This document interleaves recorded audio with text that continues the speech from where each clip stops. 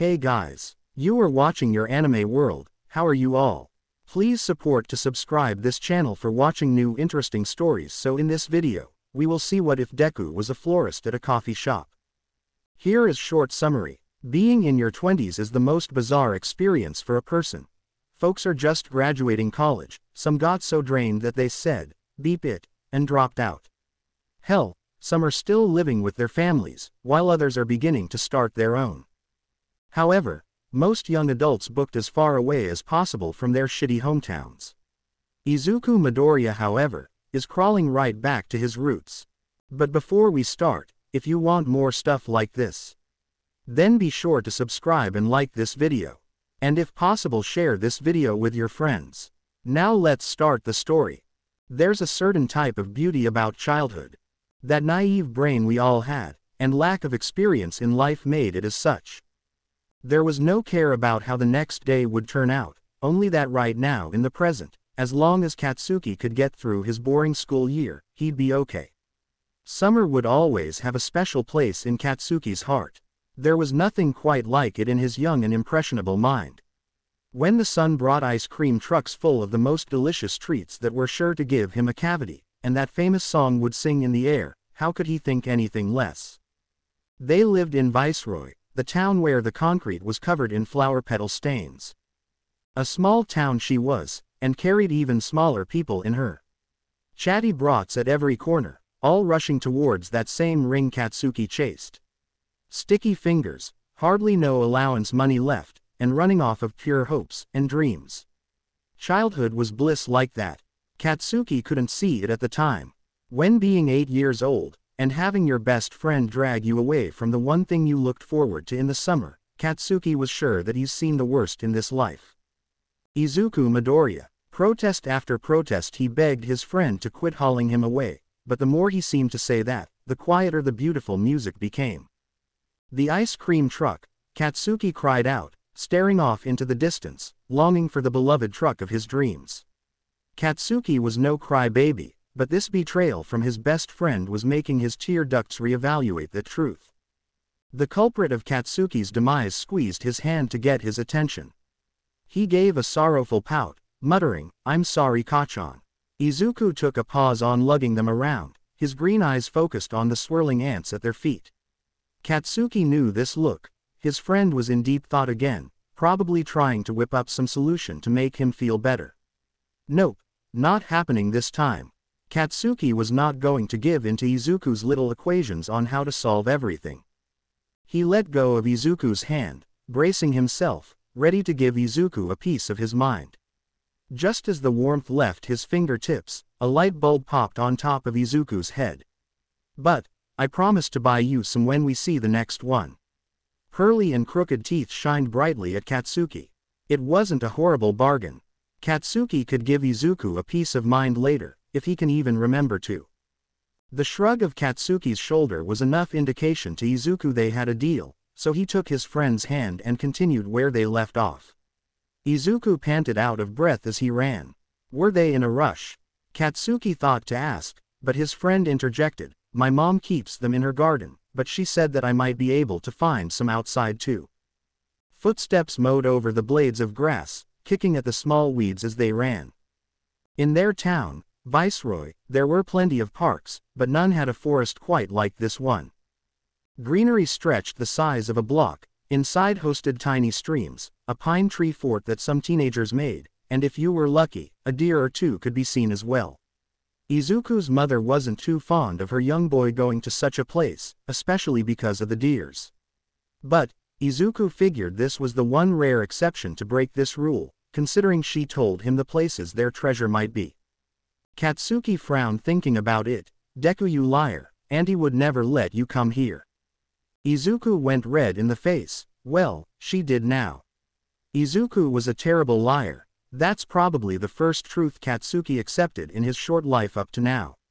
The second truth was that if Katsuki called him out on it, Izuku would still try to deny it, and they'd probably argue until the sun went down. Katsuki knew how to pick his battles, so he simply asked, "What are we looking for?" There was a stutter in Izuku's footsteps, his pace slowing down. The two children stood in front of a tall tree, decorations of green and brown wrapped around it. With the pads of his fingers, Izuku lightly grazed the gigantic shrub. He picked 2 of the green-looking ones off, these ivies. Izuku presented to the greens in front of Katsuki. My mom tells me that they mean loyalty and friendship. Sounds nerdy, Katsuki snorted. Izuku puffed his cheeks. No, it's not. I got these for us. A coral hue rose to Izuku's cheeks, Katsuki's favorite color. Everything he owned was red, from his bike, gaming system, bed sheets, but to Katsuki, the color always looked best on Izuku. His favorite color, favorite person, and some stupid leaves given to him in all one go. Not bad, Katsuki thought. Katsuki took the flower in his left, and held out his pinky in his other. We'll be best friends forever. Without hesitation, Izuku locked his finger with Katsuki. Ivies. Even at the ripe age of 24, Katsuki wonders if Izuku forgot their meaning. Perhaps he was too old for pinky promises. However, Katsuki sure knew he wasn't. Trains always made Izuku curious. Swarms of people going place to place, glued to their phones, chatting to whomever was on the other line. Who were they calling? Is that the person they're visiting? Those questions always seemed to be the only thing his mother would hear when taking him on the train. As a child, you're blind to how rude that can be.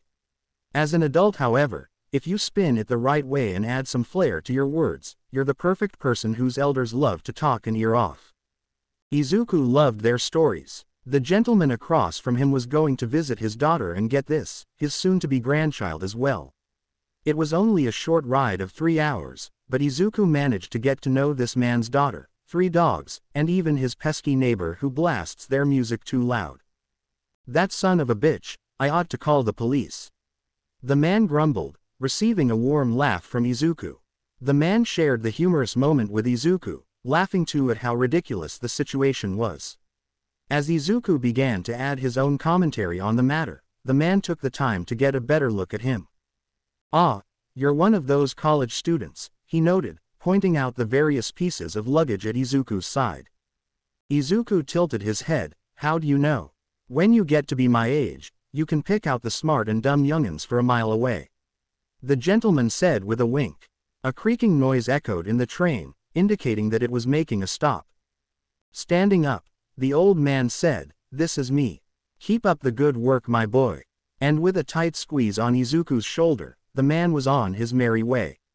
That warmth never left Izuku, the comfort carrying him all the way to his destination. His childhood home. The structure was made of red brick, cement, and painted with every laugh from Izuku and his mother, Inko. Izuku had an off-and-on relationship with the house. From the day he was born, this was the only house he and his mother lived in. Inko built this house from nothing, and really gave it the personality to call it a home. Vintage furniture, oak flooring that creaked, and dressed head to toe in florals. Inko, Izuku and flowers, they were 3 peas in a pod. Sooner or later, music found its way into their trio too. Inko would tend to her garden, and Izuku would play a melody on his guitar, and if Inko begged hard enough, her son would sing for her too. Inko's music taste was stuck in the 70s, so she often asked for one of her Dusty's records. Izuku would usually cringe at her, wishing she'd diversify her palette a bit. He even tried to play her some 80s and 90s music, as that was the closest thing to her Dusty's, but she never budged. Only thing that came out of that was Izuku growing an attachment to it instead of his mother. Her son was a gifted boy. Inko knew that from the first time she laid eyes on him. Because of that, Inko wasted no time sending Izuku to a high school known for its performing arts. It was out of the country, about 8 hours away if they took the train. Inko usually was a protective mother, wanting her son to stay close to home, but she knew her son was bigger than Viceroy. They had family friends out there too, so it eased her nerves knowing that Izuku would be staying with her close friend. This started the drift from Izuku and his childhood home. He visited on holidays, and the occasional weekend or course. Once he hit 18, however, he went to college, and visits became even more scarce. Actually, when Izuku thinks about it, moving at 14 was when he lost 2 parts of his childhood home. The first being the physical house, and the second was a kid with spiky hair and an even more spiky attitude. Katsuki wasn't always like that, or at least that's how Izuku liked to remember it, even if Katsuki was always a little cocky. Katsuki was Izuku's other half. It wasn't until he was 16 that everything slowly crescendoed and hit the fan. When Izuku moved at 14, everything was the same, the only difference is that their conversations were always over the phone. They'd call every night, talking until one of their phones died, but would hurry to grab a computer and finish where they left off. Childhood was bliss like that, so beautiful even when you're miles apart. But beauty doesn't last forever. It was a slow regression. Izuku's schedule was packed to the brim with music lessons, and Katsuki played some sort of sport every season, so his schedule wasn't any better. However, they made it work, calling whenever they could. It wasn't the same though. Every call seemed to turn into a silent argument. Katsuki was obviously dry, or pissed about something, and Izuku was too tired to listen and acknowledge it. It was exhausting, but Katsuki was still his best friend, and vice versa. The holiday visits were always good, it was as if their online feud was non-existent. When the in-person visits became more scarce, that was when everything broke. The Bakugo and Midoriya families spent their holiday together as usual, and Izuku knew it, he knew things were going to be different. He knew Katsuki was probably hurt that Izuku barely came to visit him, even when Izuku came to see his mom. But Izuku was naive, and held on to that blissful childhood wonder, so I figured that seeing the other would make things better. They fought that night. Izuku was wrong, so wrong.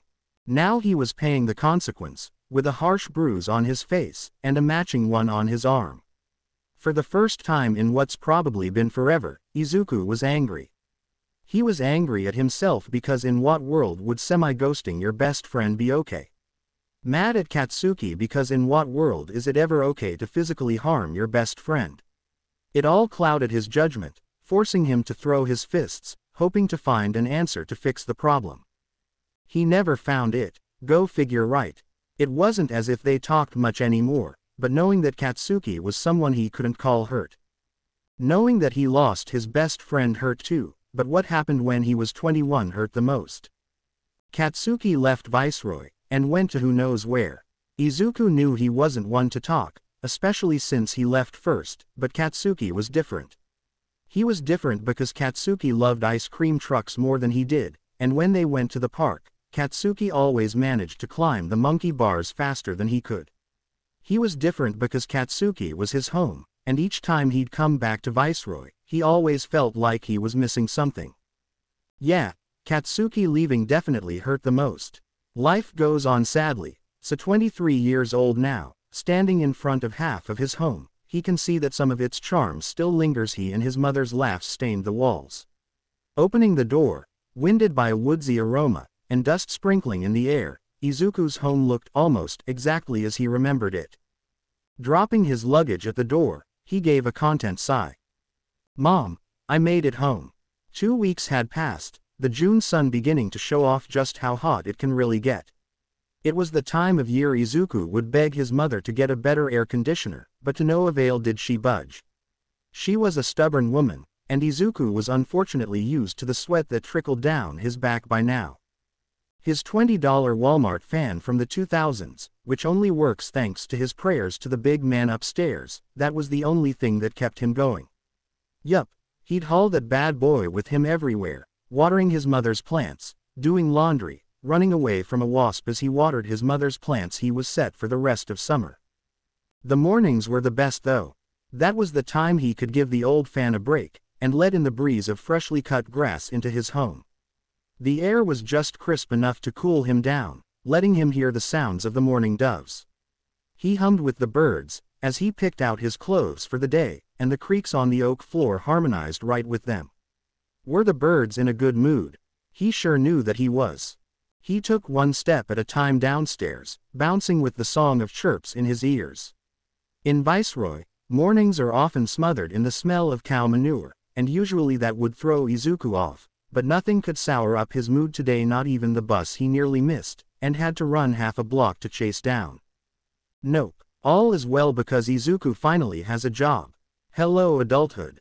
Thank you, Izuku panted, looking as if he's going into cardiac shock. Clearly, he's been skipping gym days, but he was going to dismiss that for now. The tired bus driver took the wrinkled cash Izuku presented to him, and shooed the boy off to the back of the bus. Taking his leave, Izuku scurried to his seat, finding the perfect spot in the front. Morning bus rides were always the best.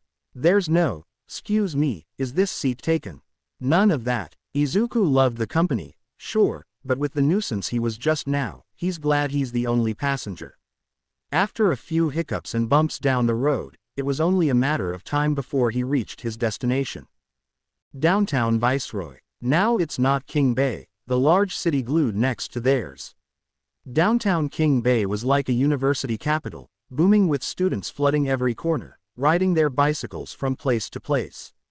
University of King Bay. It was the first likely university Viceroy kids picked when they wanted to get as far as possible from home, but also not upset their folks. The city life brought busy traffic, never-ending construction, and beautiful and trendy shops at every corner. Downtown Viceroy still had its charm though, tiny as it was. The strip, if Izuku could even call it that, was barely 6 blocks long, and could never fit the mound of college students King Bay had.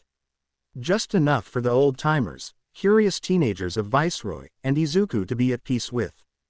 Step by step, Izuku could see a reflection of his younger self, ice cream in his left, and his other gripping on a familiar kid with spikes for hair. They'd race down the strip, but always made sure to tiptoe right once they'd pass the building Izuku was approaching now. An old Bible study which roamed with old geezers that would pounce on any kid goofing around, or causing a racket. Looking back at it, Izuku and his old friend were angels, or at least Izuku was, so there was no need to fear. Still, even in his 20s, and the old Bible study gone by now, Izuku felt off not sneaking by.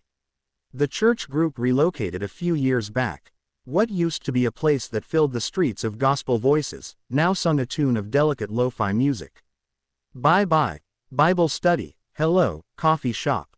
Usually, when old-fashioned buildings are taken over by a new company, there's always this stuffy atmosphere that swarms, leaving a displeasing taste in Izuku's mouth. Izuku was just like all of the Viceroy elders, in ways he was stuck in golden days, back when taxes were not kicking everyone's ass, and childlike wonder roared in the air. Some of that sweet memory still lingered in the renovated cafe, the outside structure all but the same, its famous Renaissance dome shape in the center of the building, and typical rectangular sides. Only difference was the addition of a small greenhouse to the right wing of the building. Humid air shoved at Izuku's body, pressing him to go inside, but the beautiful sight stopped him in his tracks. Was this what Izuku left behind when he went away for school? He nearly wanted to punch himself dead in the face. How was there ever a time in his life he thought Viceroy couldn't host such a place? Nope, not gonna think about that. Izuku was not going to sour his mood right now, so he focused on the structure in front of him. Above his green curls wrapped exquisite stained glass windows, the glorious sight caused him to crane his neck just to get a good look. Yes, Izuku could stand here for hours marveling at the detailed work, but alas, he had a job to get to. If he thought the outside of the cafe was beautiful, then what the hell could call the inside? Was there a word that was more powerful than beautiful? There definitely was, but Izuku was too shaken to whip out some fancy words. He'll call it heavenly for now. Yes, that was it. Izuku couldn't think anything less when the whiff of sweet filled his nostrils. There were flowers hanging from the ceiling that looked like a theater skywalk, every comfy chair known to man, jazz music. Oh God, Izuku might have just died and entered heaven for real this time. Hi, welcome to the coffee garden. If Izuku wasn't looking at the varieties of baked goods, he's sure he wouldn't have heard the quiet voice that came from behind the counter. Izuku bounced his eye upward to the barista, again stunned. It seemed beautiful had to be a requirement for this place, even the staff.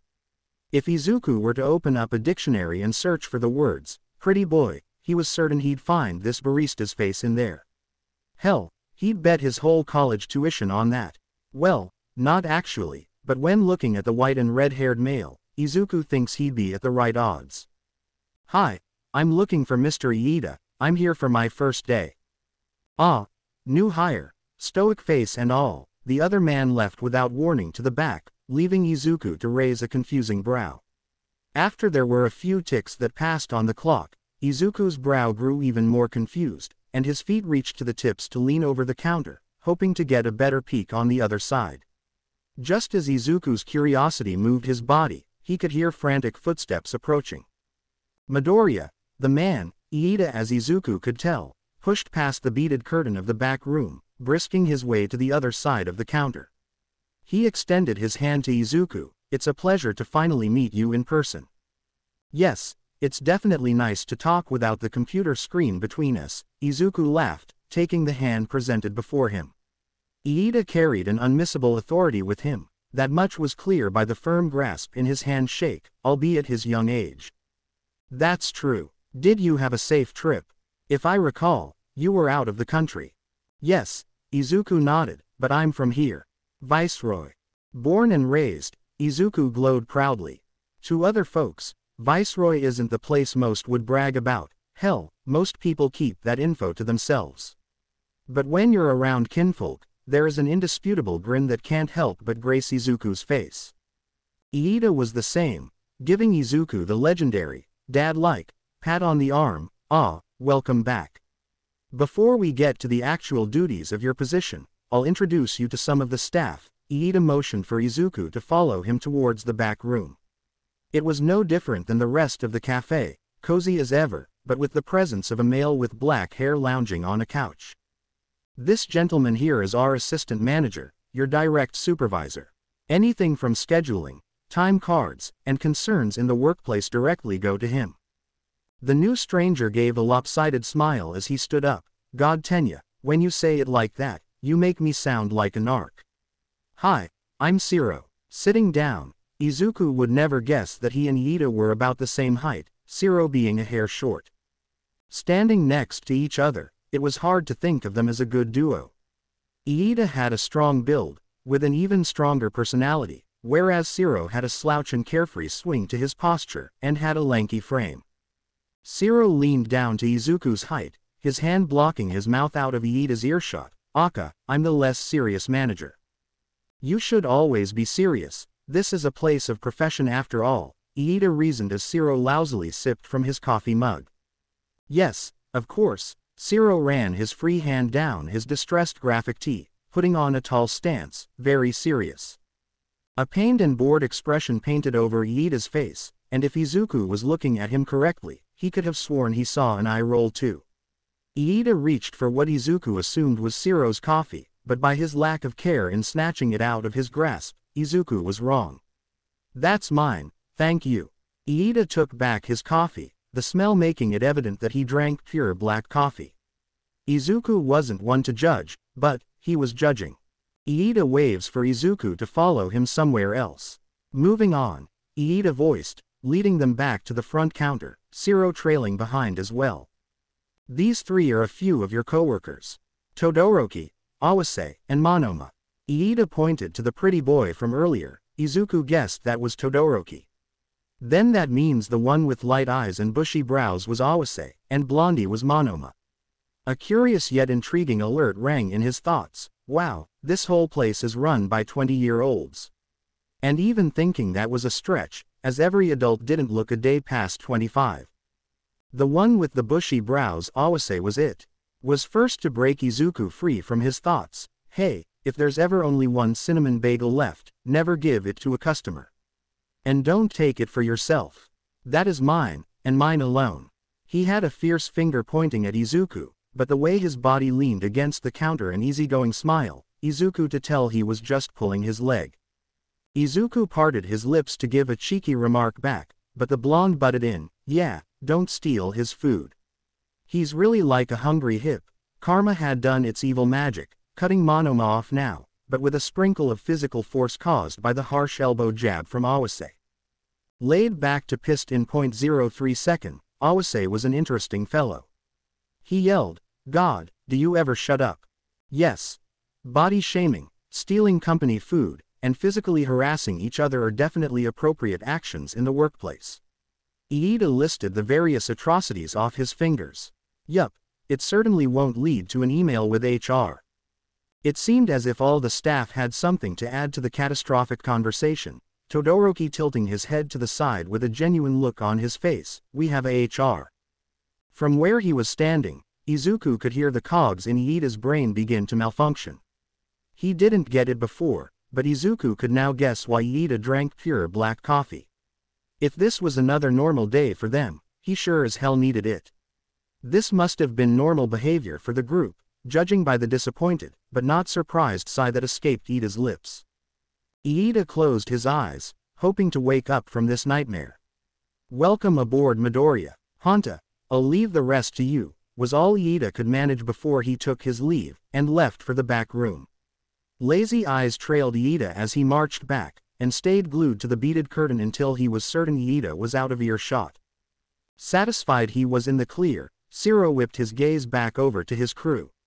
"Well, since I'm the boss now, I put," Zero twirled both hands towards the group, scanning through the options. A hum rumbled past his lips, "Todoroki in charge." All four of them said in unison, "What?" Of course, Monoma and Awase sounded the most distraught. "Smoke break." Zero shrugged, dragging a light from his back pocket. "Why can't I be in charge?" Monoma yelled, pointing at himself as if he, the body shamer, were the best candidate for the job. Zero may be the laid-back kind of manager, but he knows his staff well enough to know who will not set the building on fire. Final in his decision, Zero began to wander off, but not before twirling around to say, "Toto, keep these two in line, will you?" "Good luck Midoriya, you're gonna need it." Chapter text. "Toto, keep these two in line, will you?" "Good luck Midoriya, you're gonna need it." And with that, Zero was off, leaving only the echo of the doorbell chiming. Silence roared amongst them, as Izuku was sure the other three were probably too stunned to speak. Taking the first step, Izuku asks, "So, what next?" The supposed new boss, Todoroki, hummed, "Well in the morning." Monoma whipped his arms out, blocking everyone as if something big was going to happen, only to say, absolutely nothing. Awase shoved Monoma's hand out of his proximity, rolling his eyes. "Cool, let's speedrun. How to get fired on your first day." "Shush, don't you have chipped walls to fix up?" Monoma sized Awase up, pointing his finger up to his ash-black hair, and down to the tool belt that wrapped around his waist. On closer examination, Izuku could piece together that Monoma, for the first 5 minutes of knowing him, was not being a piece of shit, but was telling Awase to do his job. A repairman and coffee shop worker, huh? Awase was full of surprises yet again. He did fit the role though, with messy stains on his crew neck shirt, a thick headband that was probably used to keep the hair out of his face, and a pretty nice figure. Awase wasn't no Tenya Iida, who was pure muscle, but he was well built and being 5 feet 11 was definitely working in his favor too. Izuku expected there to be another throwdown between the two, but Awase walked off, grumbling something about kicking Monoma's ass off the clock. The scrunch on Monoma's face didn't leave until Awase was out of his sight. Once gone, he started, moving on, "Show, I think it's time we tell him about the beef." It's definitely not the time to do that. Though not in sight, there was no denying that Awase's voice was yelling from the distance. And Monoma didn't bother to check either, instantly yelling back, "Put a sock in it, Awase." Monoma sighed, "So the beef." 10 o'clock, Monoma said, motioning for Izuku to turn towards that direction. "Know your other 10i. Izuku must have got his right and left mixed up, causing Monoma to annoyingly roll his eyes, and grab Izuku's face, steering it in the right direction. That 10 o'clock. Jade eyes played ping-pong, bouncing back from glass doors, and back to Monoma and his intense stare. Izuku was tempted to release himself from the unwanted physical touch, but he let it slide. With a smushed face he said, "More stores."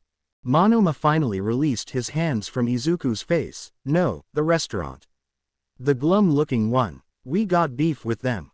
"Here we go." Izuku had almost forgotten the other male was with them, as Todoroki exited the conversation a while ago. His comment had a tired sigh to it, and it seemed as though the only thing more interesting than the conversation was the baked goods in front of him.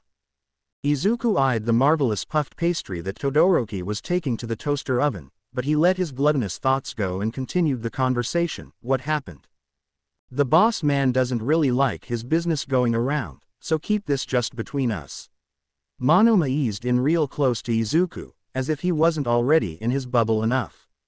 Up close and personal, Monoma smelled like lavender linen, and his eyes reflected rays of cobalt. What a delicate display Monoma possessed, minus his attitude. Okay, once upon a time ago both owners were friends, right? Iida and them. Yes, you got it. Monoma praised Izuku as he followed the conversation. They were the best of buds. Iida already had his cafe established, and his friend needed help with his own, so Iida helped them. Iida bent backwards for him, but all of a sudden he was stabbed in the back. Without warning, Monoma slammed his hand on the counter, causing Izuku to let out a small shriek, and Todoroki, who was clocked out of the convo, even seemed a bit rattled. Well, not literally, but it was still bad. Monoma laughed, brushing over the fact that he scared Izuku half to death. The guy stole 1K off him, and took his most prized possession, his grandfather's ring. We've hated them ever since. Monoma was one hell of a storyteller. Izuku almost applauded him. He's never been so immersed in a story, as his heart truly did ache. That's horrible. Poor Iida.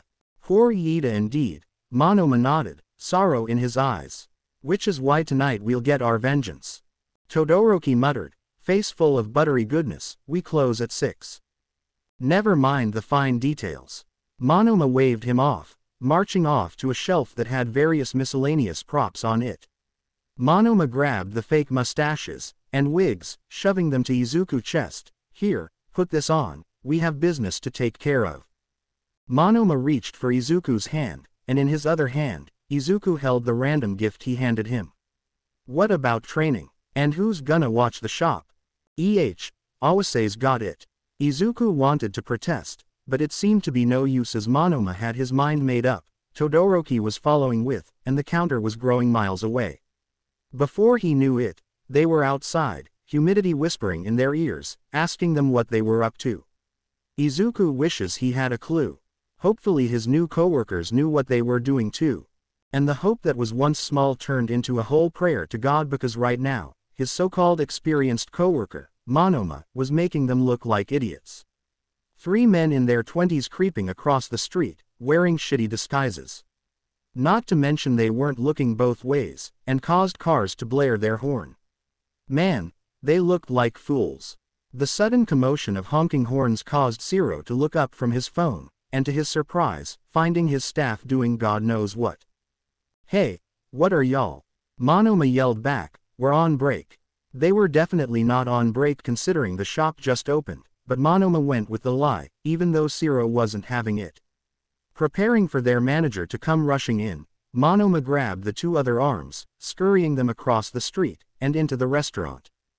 The rush whirled Izuku's vision, the whole world running into his sight at once. It wasn't until he could hear the ding of a door when began to see clearly. He would have thought he was back at the coffee garden, but this doorbell had a lower octave to its hum.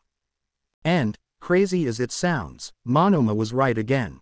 Sort of. This restaurant was glum, sure, but not in an unattractive way. Izuku wasn't sure how to describe it. It had an alternative dark vibe, from the leather seating, metal music in the background, even all of the band posters on the wall. Instead of baked goods like his familiar coffee garden, this place had all assortments of booze behind their counter. This was the kind of place that was really alive at night. Izuku could just see it now. People jiving out to music, maybe even bands would perform up on their little stage, and bartenders running around like crazy, trying to fulfill every drunk's desire. Right now, however, the place is quiet, even with the metal music in the back.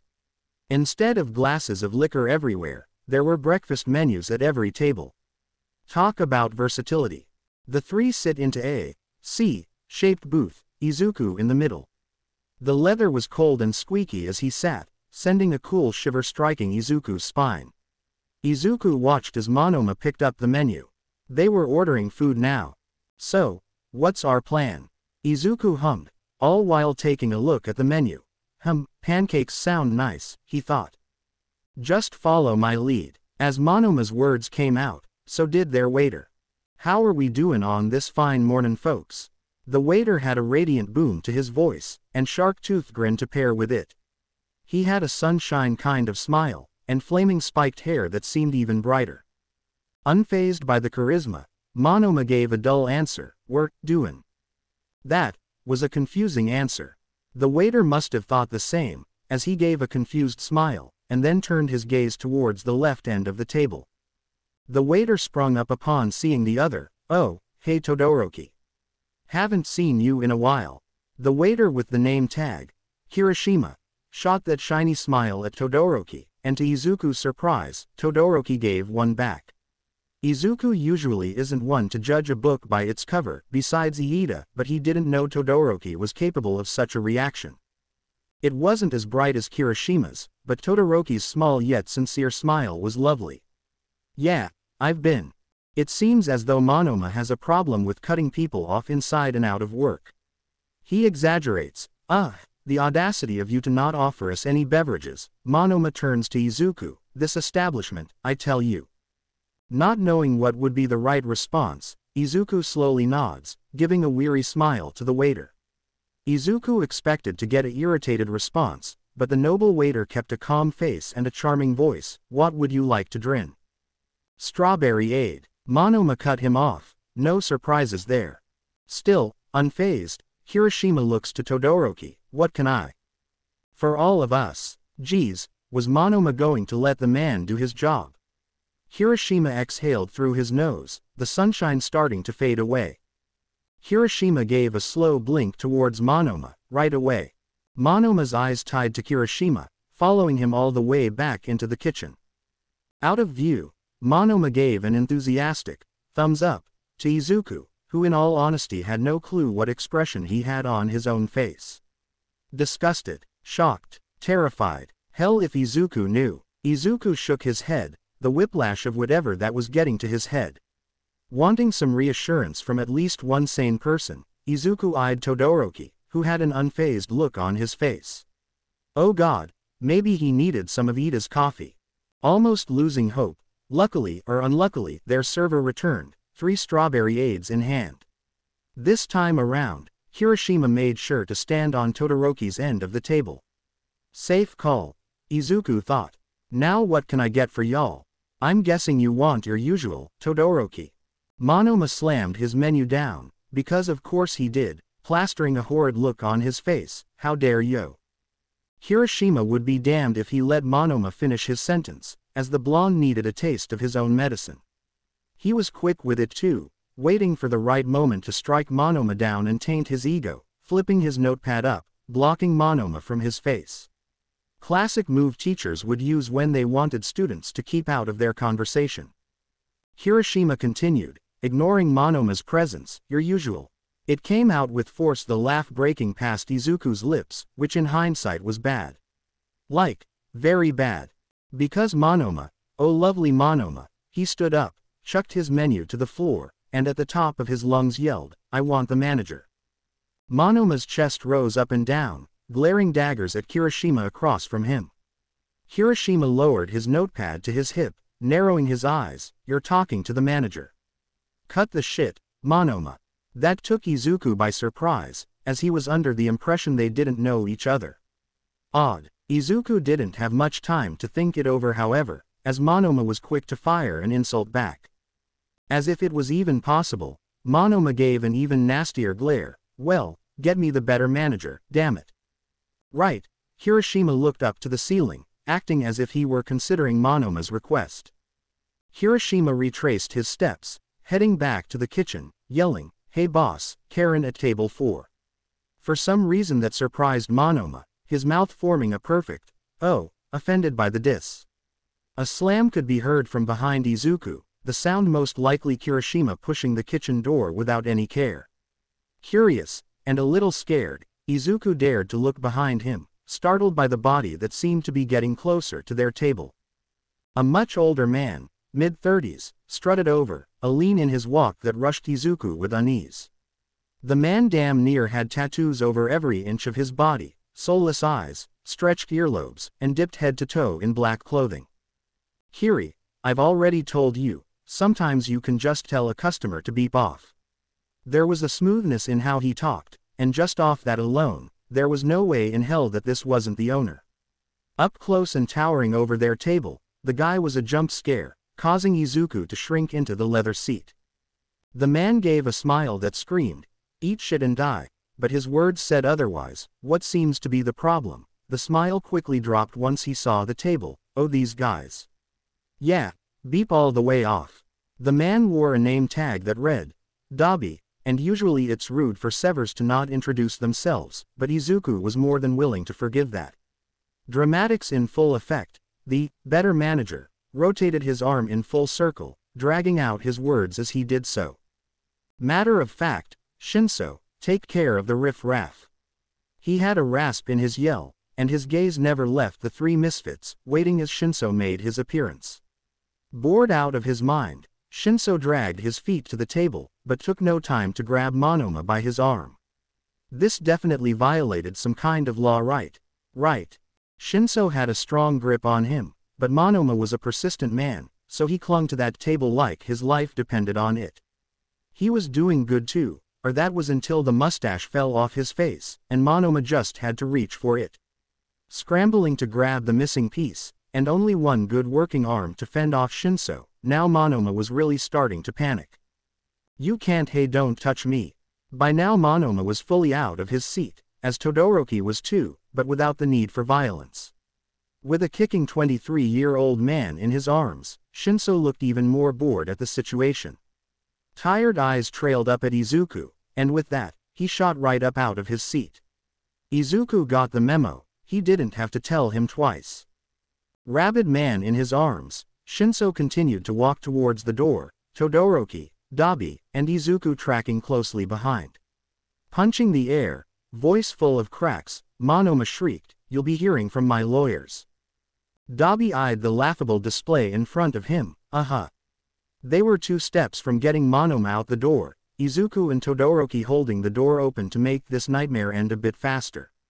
Before the riff-raff could fully leave, Dabi called out, "Shoto, are you still comin' to dinner with me and Natsuo?" Todoroki shrugged, "Yeah," closing the door behind him. Shinso dropped Monoma on the concrete, his body flopping like a rag doll. Looking down at Monoma, tone plain, he said, "Thanks for stopping at Jetburn Pub. Please never come back." The walk of shame back to the coffee shop went by like lighting. Izuku's vision zoned out with a gaped expression. His mind experiences a fog of emptiness, yet so full that it felt like he hoarded a million things. Iida likes nasty coffee, Awase is a flip-flopper, Monoma is a dramatic prick, Kirishima is familiar with his coworkers, and Todoroki is getting dinner with that scary-looking dude. Izuku might just throw up thinking about it all. That sweet ding chimed as they made it back to their job. Izuku glanced to his coworkers, hoping to see if they were as whiplashed as he was, but they seemed to be immune to the whole ordeal. "Oh, there they are." That was the first sane comment Izuku's heard in a while, on top of a new customer. Thank God Awase was here to take my order, I might just make him my favorite barista. Like you're anyone to cry about. Ah yes, snappy, poor attitude Monoma was back. The Izuku 1 hour ago would have thought it was odd to talk to a guest like that, but after being at the pub, cursing out customers is peak customer service. Oh ho, new staff. The girl before him pointed out. She was a petite woman, wearing a crown of ribbons that appeared to reflect every light, her eyelashes too. If parasocial relationships could count, Izuku would say this is the first person he's previously known today, aside from Iida. How could he not? She was an up-and-coming model after all. "Yes, I'm Midoriya, Hagakure," the lady introduced, as if she really needed an introduction anyways. "If I wasn't engaged, I'd be waving my phone number at you by now." Awase spoke for him, the blush rising to Izuku's cheeks making it difficult to respond. Don't scare him off, Monoma already did it enough. Monoma was rubbing his bruised arm, but at the remark, he gave a silent, yet deadly middle finger at Awase. Hagakure groaned, accidentally squeezing her donut she bought. God, was he telling Midoriya about the beef? Ah, so she had the misfortune of knowing the beef, too. Todo, why didn't you stop him? Todoroki gave the same nonchalant shrug as he gave Dabi. I wanted to see how it would play out. Waltzing in at perfect timing, Iida asked, how what would play out? Izuku was the one to speak this time. Nothing, boss. In no way was Izuku going to relive the hell of a day he had. Chapter text. After the hectic day, 6 o'clock rolled around sooner than expected. Honda shared his goodbyes as his staff left for the night, wishing them a safe trip home. 2 years ago, he'd trial right with them, however in recent days, he didn't leave until 7, or to be more precise, he didn't leave until Iida left too. 7 o'clock was the magic number Honda shot for, trying out methods on how to get Iida to stop his workaholic tendencies and leave at a normal time for once. On rare occasions, he succeeded, but most of the time, the pair would leave 7:45, and that's with Honda practically dragging Iida out. It was a coin toss, the outcome of Iida completely in the zone being a mystery up until the very moment when Honda goes to knock on the office door. Voicing his actions, Honda says, knock, knock. Hi, Honda. Oh shit. Honda knew that look. Present eye bags, Iida caught in the act of frantically on the search for possibly more work to be done, and his black hair strands slightly stood tall, definitely due to the numerous times the male ran his hands through it. Knowing exactly where this was leading, Honda made a beeline towards his boss. He plopped his body down in front of Iida, sitting down on his desk. Whoa, whatcha stressing about this time, boss? Twirling in his seat, running his hand through a cabinet, Iida shook his head. It's nothing, I'm just trying to find the where the hell did we put it. Sometimes, Honda half thinks that Iida expects him to read his mind, which in all honesty, was probably his own fault. They've been down the road before. Honda pursed his lips at the thought. Honda purposes, need something to calm your nerves. There was barely a noticeable pause in Iida's body. Not enough where it drew too much attention, but still enough for Zero to raise a brow at. No, where did we put our visitor log? I could have sworn we kept them in this cabinet. Up here. I moved them, remember. Honda angled his shoulders, reaching for the documents in the shelf that he reminded Iida about 3 times last week. Iida pushed his large square frames up his nose, squinting in disbelief of how it was in front of him the whole time. Oh, thank you. Zero laughed, you're welcome. You sure all the coffee isn't frying your memory away? With his eyes, Iida gave an unamused roll, but still managed a laugh. Catching his breath, Honda asked, what are you looking for? Iida's fingers scrolled through the pages, our records back from April. It should be here, look. With his right, he pointed out a name in the log book, and in another, he pointed at a very familiar employee document. I knew I wasn't crazy. Zero inches in closer to the 2 documents, humming as he makes the comparison. Izuku Midoriya, our old florist. Just as the words roll off his tongue, his brain synapses activate. Oh, now that I think about it, she did say she had a son that lived out of the country, but I don't remember her saying his name. Iida added, Inko and Izuku. That's too much of a coincidence. The older man shrunk in his office chair, groaning as he dragged his hands down his face. God, how did I miss that? If I would have known sooner I would have. Iida's voice trailed off, a frown present on his face. Do you think that would be a good idea? I mean, he hasn't brought it up. Honda proposed, speaking of their new employee. With a defeated sigh, Iida agrees, I guess you're right. The bus ride home was short, but with so much on his mind, Izuku blinked and already he was home. Wow, today was a day. Even though the events were a bit overwhelming for his palate, Izuku was actually excited for another chaotic day at work. After all, his new coworkers made the days go by faster, and kept the not-so-kind thoughts hidden. As Izuku walked to his home, a smile of serenity pulled at his lips, and a quiet laugh broke out as well. There was the sound of a car clicking its lock, and using his sense of direction, the sound was coming from his driveway. Curious, Izuku's footsteps walked a bit faster, and when he reached his driveway, his suspicion was right. The person coming out of the car, however, was a total surprise. Izuku squinted, "Is that Auntie Izuku? How are you, my love?" Mitsuki. She was a strong woman, her fiery personality never leaving with age. She was still as beautiful as she was when Izuku was younger, with the addition of a few smile lines, and a few gray hairs, but in all honesty, it blended with the ash blonde anyways. These days, it's hard looking at her for Izuku, as everything about her brought his memory back to his old friend. But, having spent time with her from a few weeks back, Izuku has managed to ignore that part. Izuku embraced the woman in a hug. Good. What are you doing out here so late? Are you implying that it's past my bedtime? Mitsuki playfully scoffed. I'm joking. But, I won't hold you too long, I know how you're a busy boy. Man, Izuku wanted to correct, but he guessed his babyface wouldn't help him win that argument. The woman stood on the tips of her toes, reaching for something on the top of her car. I just wanted to give you this. For your mom. She was begging me to get her one when I went on my next cruise. They say when you get older, all you do is spend your time seeing the world, so Mitsuki was no different. Izuku remembers his mother telling him about Mitsuki wanting to bring her on the next cruise, but his mother always declined the offer. Mitsuki loved the adventure, but Inko could appreciate the beauty different islands had to offer. Gently, Izuku accepted the gift. Even as his fingertips danced over the thin plastic, Izuku could feel the detailed embroidery of the fabric. It was a dress Mitsuki picked up in the Dominican Republic, and call him crazy, but Izuku swore he could smell the ocean breeze that lingered on the dress. He smiled. She'll love it. Thank you. Mitsuki nodded. Of course, you take care, Izuku. Mitsuki was a lady true to her word, so she left, not taking up Izuku's time as she promised before. You too. Bye, Auntie. The trip from his driveway to the front were the longest 5 seconds he's ever endured. And the trip from the front door to the living room was even more excruciating. Izuku ignored it, he really tried to. The sound of the ocean rang in his ears, and the water almost dripped from his eyes. Nope, he wasn't going to do it. No. He took a deep breath, smelling the salt water waves that crashed on the sand.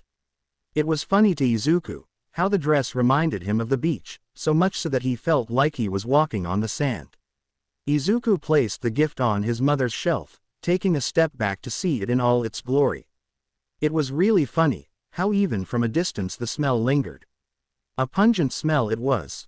Even all the way up in clouds, could his mother smell the beach too? That thought stained Izuku's mind all night, no matter how much he tried to wash it out. July came sooner than expected. The sun made its visits even longer, and the moon stayed in the house asleep. Even with the longer days, time seemed to have gotten shorter to Izuku. From working at the cafe, a new chaotic event every 5 seconds, Iida stressed out of his mind, these were the fastest 3 weeks of his life. Izuku was really getting into the swing of things by now, and was content with aspects of his life in the current moment. He was confident about the outside stuff, his job, his new coworkers, the like. Inside, however, that was a more complicated thought. Izuku buried that as he walked out of his mother's home, spotting a familiar old man. Good morning, Mr. Toshinori. At the call of his name, the man stopped from where he was on the sidewalk. Oh, good morning, young Midoriya. Off to work, I suppose. Izuku hopped down the porch steps. Yes, sir. You're doing your morning walk, I see. Yup. I can't let my arthritis get one over me. Arthritis was one of the kinder health issues he had, the other ones causing damage that Toshinori couldn't control without the help of a doctor. In his golden days, however, Toshinori spent his time caring for all of the neighborhood kids, taking on a father role. He did it for everyone, but Izuku always liked to think he was special upon the others, as Toshinori seemed to really dedicate himself to showing Izuku what it was like having a dad around. After Izuku's father left, Toshinori was there to save the day, for both Izuku and Inko. She didn't trust everyone with her son, as Inko knew there were crazy people out there, but she could sense a kind heart from a mile away. Toshinori's heart was no different, and Inko befriended the man, tagging him along with them whenever her and her son would go to the park. Inko was even the person that got Toshinori to keep up with his own garden, calling his garden a crime for how dry the plants looked. Toshinori cared for her son, and Inko cared for his little garden. It was a fair trade. These days, Toshinori's plants are withered, and droop lower than a happy flower would. Izuku disliked that display. Perhaps he would stop by and tend to the garden himself. Anyways, I'll let you go, don't want you to miss that bus. At the reminder, Izuku made his steps a little more frantic, not wanting a repeat of his first day of work. Izuku ran with a wave, of course, by Mr. Toshinori. Same bus ride, same tired driver, same hiccups in the road, same chime of the coffee garden's doorbell. Izuku halted his steps. Today, his routine was going to have a bit of a detour. Turning back around, Izuku walked across the street, pushing open a door that brought a lower doorbell chime. Instead of sitting in a curved booth, Izuku walked to the bar, sitting in a tall chair. He smiled up at their waiter from before. Good morning. Hiroshima was busy organizing the variety of beers, and upon seeing Midoriya, he damn near dropped one. Startled, and a bit surprised, Hiroshima says, "Oh, mornin'. Hey, sorry for the other day, I know it wasn't the best first impression." Izuku laughed, waving, "No, you're fine, I was actually coming over here to formally introduce myself," but without, Izuku tried to find the words for it, swirling his hand in the air. Whatever all that was. Keeping the past in the past, he reaches out his hand. "I am Kirishima. Midoriya is it?" "Yes, how do you know?" "Todoroki told me," Hiroshima spoke, going back to organizing the alcohol. "I stop by every once in a while to hang out with him, and I was trying to find you and apologize for my rude behavior." He looks up at Izuku. "Monoma brings out the worst in me." Even after what happened a few weeks ago, Hiroshima still manages to smile when he speaks about Monoma. At this, Izuku asks, "I'm guessing you all are friends?" Hiroshima inhaled deeply. "Todoroki is my friend, Awase, Shiro, Iida, they are all my friends. Monoma is..." Hiroshima trailed off, giving Izuku a look that told him everything he needed to know. Finishing the sentence together, having only one way to describe Monoma, they both deadpanned, "Monoma." The two broke into a fit of laughter, their voices bouncing off of every corner in the empty pub. Up close, and not deathly terrified, Izuku noticed that Kirishima has a side lip labrae piercing on his right, and on his left, his canines are bedazzled with two teeth gems. No wonder he had such a radiant smile when Izuku first met him.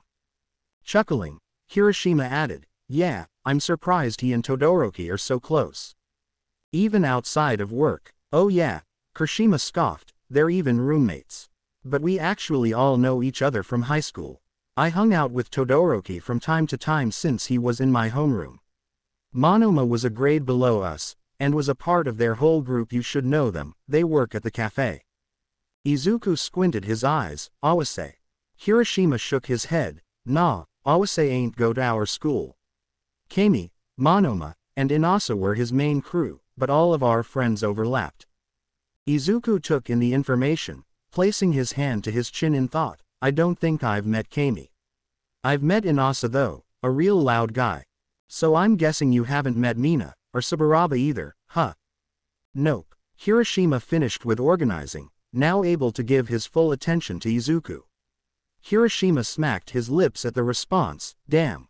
Wait, actually, you can meet her right now." Red eyes burned like stars, bursting with excitement. Calling out with his hands cupping his mouth, he voices, "Minutes."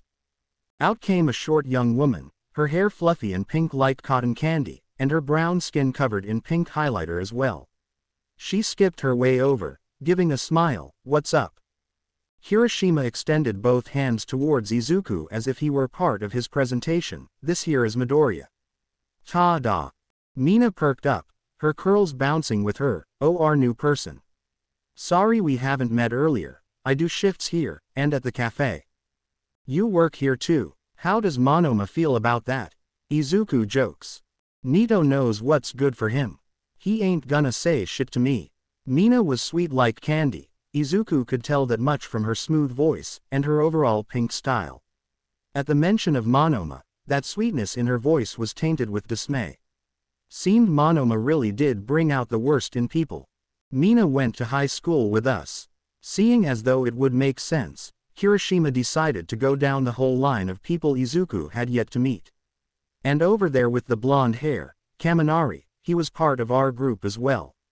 Then Jiro wave hi Jiro. At the command, the girl gave a bland wave, the sight of her evident of the lack of sleep she had the night previously. Continuing on, he added, Siro, who you already know, Iida too. And last, but certainly not least, we hung out with our other friend Kat. Both Izuku and Kirishima's bodies froze, but for different reasons. For Izuku, Kirishima's friend sounded too much like a friend he used to know. The inside stuff, the complicated thoughts Izuku always tried to keep down, but for some reason they keep bubbling up. But plenty of people's names started with A, K, so it was just a coincidence. For Kirishima, it was a buzz that came from his phone. Oh, speaking of the devil. One moment, Kirishima politely held up his finger to Izuku, pressing his phone to his ear. One thing about Kirishima, he had a boisterous voice. It was loud, but it was a loudness that Izuku appreciated since he had bad hearing. At this moment, however, it was like Kirishima's voice had done a 180, his voice sounding miles away. From a distance, he asked the person on the other line, "What's up, Blondie?" "Blondie. Blonde. It's just a coincidence." Another distant voice came up to Izuku. Throughout the ringing in his ears, he could tell it was Mina talking this time. She laughed. "Woohoo, the explosive monster is calling us for once." Shocker. Explosive. Seriously, this must be a coincidence. You're coming back to town. Really? Mina gasped, stretching her arm to snatch Kirishima's phone. She was screaming on the phone, but again, Izuku's ears were malfunctioning. She yelled, "For how long?" Mina's face was red at this point, her voice screeching, "You mean like, forever? Someone shoot me, this must be a dream come true. Okay, where are the cameras? This must be a sick joke. If not, Izuku might consider shooting himself like Mina. Or a nightmare." Jiro joined, and that was probably the only part of the conversation that wasn't clouded by static. He agreed with her too. This was a nightmare. Summer would always have a special place in Katsuki's heart. There was nothing quite like it in his young and impressionable mind, and even at 24 years old, he can say that. When the sun brought blazing days perfect for camping, warm lakes to be swam in, and sparkling bonfires, how could he think anything less? Back when he was a brat, even then he knew he'd never forget his love for the season. It's where he belonged, posted out in the gravel, staking a tent in the ground. And for the past 2 years, this is the first time in his life there was never a moment when the summer ended. Yes, there were all the 3 other seasons. Katsuki would be lying if he said he could ignore the harsh winters. But, with crisp snowflakes dancing in the air, it still felt like summer.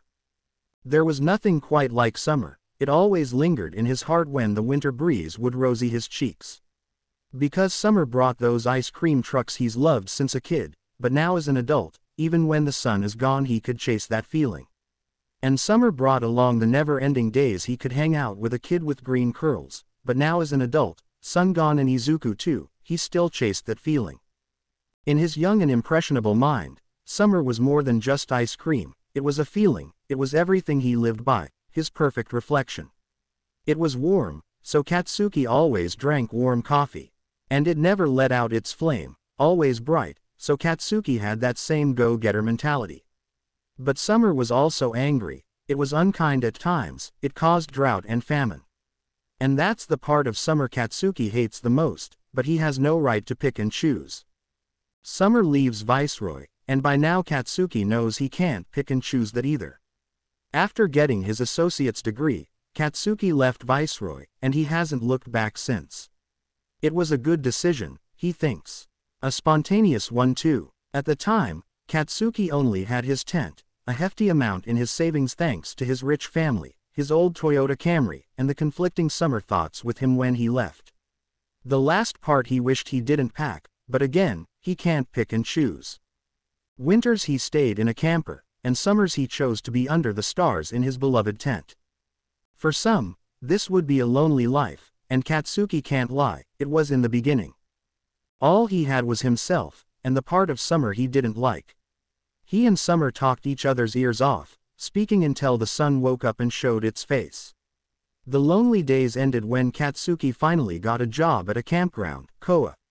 He met plenty of folks down there, ones who loved to talk his ear off just like his Summer did. Katsuki, his tent, and Summer. They were three peas in a pod.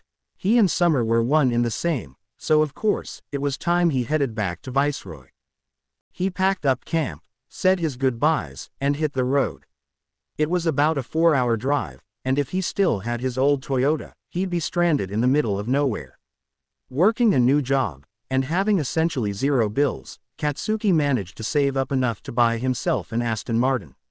It was his pride and joy. The interior painted could put more to him, leather seats, and a warm scent of cinnamon. Katsuki, his Aston Martin and Summer. He could get used to this trio. A week ago when he called Shitty Hair, Katsuki was weary about the trio in question, as moving back was another spontaneous decision. It was a terrifying one too, but Katsuki was no bitch, so he figured he could rip off the band-aid. He was gonna do it. He actually was doing it. Katsuki chuckled to himself, relaxing himself in the red leather seat, nodding his head to his blasting music. Ice Cube played from the stereo. It was a good day, and man, Katsuki thought to himself. He couldn't disagree with that. Hooked it up for later. As I hit the door thinkin', will I live another 24? Katsuki resonates with that part. 24 himself, he wonders if in another universe is his day going this great. In another universe did he also connect to the summer breeze like he does? Did that other Katsuki let the bad parts of himself take over? Katsuki likes to think any version of him wouldn't be a coward like that, so he chucks that question quickly as it comes. It was a good day. That thought carried him all the way into the familiar pub. Once upon a time ago, a blonde bastard worked at the joint, but that's a distant memory and a forgotten person. Katsuki threw most of that away, but old habits die hard, as they say. Walking to the counter, he says, "Oi, Shitty Hair." Hiroshima was rummaging in the cash register, counting the money. Being the assistant manager, it would look bad if he beeped up their inventory, so Hiroshima's focus was undivided and stuck on the money in his hand. Hearing that raspy voice he loved, he whipped his head up. Is that the Katsuki Bakugo? Katsuki gave a nonchalant godlike pose, the one and only. Carefully setting the money down, Hiroshima leans over the counter. To what do we owe the pleasure? Old habits truly did die hard. That's a truth Katsuki can never escape, even when it came to his food cravings. Some of your finest pancakes with a shit ton of strawberries. And not the mushy kind. A new face came in, pursing his lips. Slow your roll, we don't miss you that much. Like the asshole he was, Katsuki gave a cocky grin. Ah, really? Your mom seemed to. Just finished breaking her back before I came here. Hiryu Rin. He and Katsuki go way back from his college days. The two of them played ball at the same court, and were co-workers. An odd friendship. Katsuki was an easily irritable asshole, and Rin was a comical asshole that used every chance he got to piss the other off. Rin is easy to talk to, kind, a true team player, and Katsuki's main target when he wants to crack a joke. Sometimes they land, others, not so much. Rin's shoulders slumped, him frowning. Come on man, that's not funny, you know my mom's got bad arthritis. Katsuki puts on a cocky smile. Of course, I'm the one who causes it. Rin rolled his eyes, going to the computer on top of the cash register to clock in. He asks, how long are you gonna be here to torture us? Well, according to my calendar, and my new apartment, I'd say I'm here to stay. Katsuki hums, shaking his arm to check the time on his fake watch. Rin drops his fingers that were typing, and with a straight face says, well, beat me to tears. I'll do that to your mom, not you, ass braid. Katsuki chuckled at that, quite proud of his comeback. Rin, however, did not. He ran his tan fingers through his wavy hair, craning his neck to take a peek at his braid. Katsuki had a nickname for everyone, so Rin was not exempt from that fact. Once done with clocking in, Rin exited the conversation, going to the bathroom to check his hair. Before Rin walked off, however, he made sure to give Katsuki a kind middle finger. Hiroshima laughed at the interaction, changing the topic. What apartment are you in? On Packer Street, the newer looking ones, Katsuki answered. Hiroshima went wide in the eyes. Shit really? Dude, I live on the 4th floor. Being best friends with the guy, this is information Katsuki should know like the back of his hand. Being away however, and hardly visiting, that's what happens. Karma perhaps. Katsuki had no clue. You need help getting your apartment together. If it was karma however, Katsuki wasn't going to burden him. Nah, I got it. It was a bland response, but this was Kirishima, so of course he couldn't tell, and went on talking. Man, I just can't believe it. You should have been here a few weeks ago, then you could have witnessed the shitshow Monoma brought in here. The annoying blonde bastard. Have you looked in a mirror? Yet again another voice hopped in, this time by a girl with a pink curly fro, and with a stack of pancakes topped with strawberries. Katsuki inspected the plate. It seemed to not be the mushy kind of strawberries. At the interjection, Katsuki knitted his brows together as he took a bite of his food. Huh. Mina gave an explanation, pointing her acrylic nail in the air.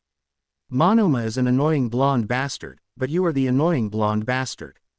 There's a difference. Like it was rocket science, Hiroshima adds, huge difference.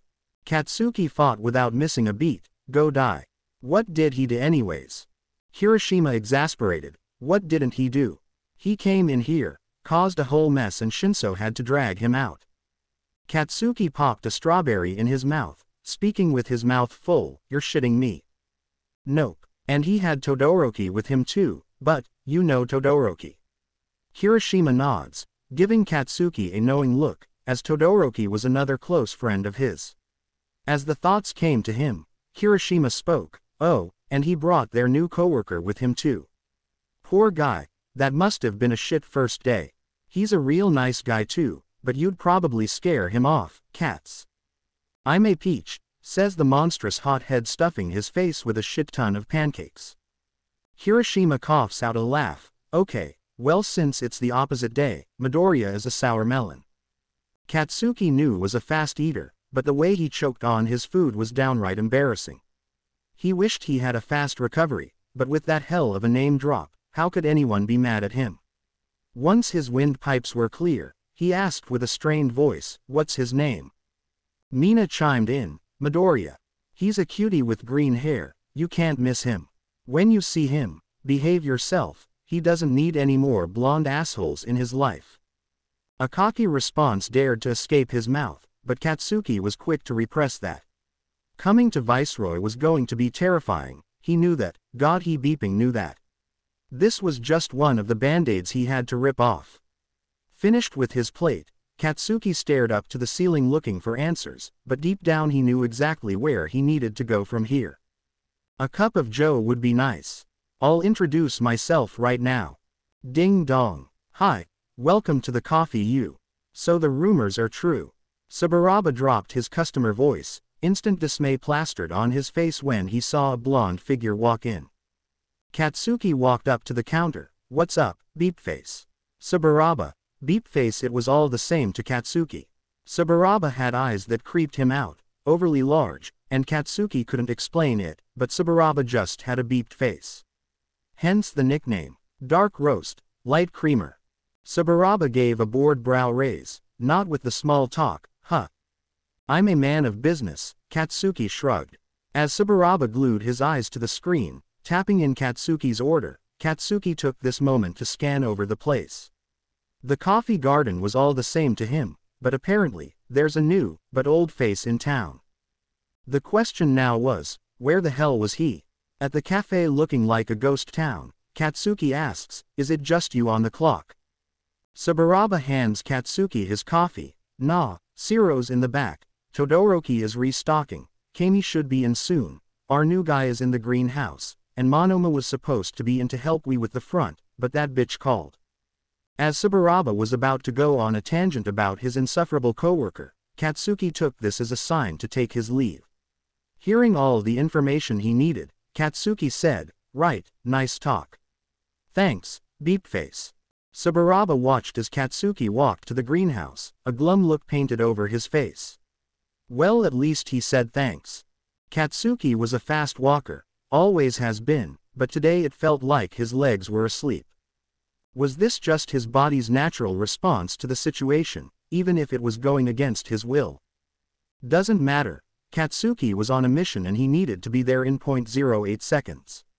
Perhaps it was the warm coffee, but Katsuki's body was on fire, and his adrenaline was off the charts. His body moves towards the sound of a yelp, a voice that he's heard in his memory. There was no way that this wasn't his Midoriya's voice, Deku's beeping voice. And when he sees a man sunken into a large flower pot, Katsuki just beeping knows that this had to be the Midoriya he knew. Deku. That was the only thing he could say. What was Katsuki going to tell him? Hell if he knew, this was just another spontaneous decision in his life. That name has long left Katsuki's vocabulary, but never once felt foreign to him. The same had to be for Izuku, because why else would his body freeze in time, and his face look as if he saw a ghost? Kachan. Izuku's voice. There was no guessing that this wasn't the Deku that Katsuki grew up with. Even as his voice was a whisper, Katsuki can still hear that same voice he knew when he was 8. Even though Izuku's back had to be in pain, in no way could sitting in a clay pot be comfortable, he still sat there in awe. What are you? How did you know I was? Yes, Suba gave Katsuki the directions, but he was certain he would have come to this conclusion himself. Izuku shifts his body, obviously trying to get out of the pot. They weren't friends at this point. Katsuki would even say that they were strangers. But it all felt so familiar to him. Deku stuck somewhere, his face trying to hide the fact that he needed help. And Katsuki, after watching the kid struggle, he'd reach out a hand to Deku, lifting him back up. It was familiar and simple, in a way that Katsuki's legs moved without thinking, and a hand reaching out as he said, "I knew I'd find you in a pot of flowers." Simple and familiar to Izuku as well. He sought out to the other hand before him, but in doing so, he shifted all of his weight to the front of the pot, causing it to tip over. Shattered large pieces of pottery now on the floor, not to mention the soil Izuku dropped earlier that caused him to trip, hence being in the pot in the first place. Damn, he had a lot to pick up from the ground, including himself. Katsuki raised a brow at the display. I didn't know that was gonna be in the literary sense, however. Green eyes squeezed shut, wincing at the sudden pain, and possibly the embarrassment. However, Katsuki still kept his hand in Izuku's bubble, waiting for him to take it. He did, and once Izuku finally got his sense of gravity in check, Katsuki could see it.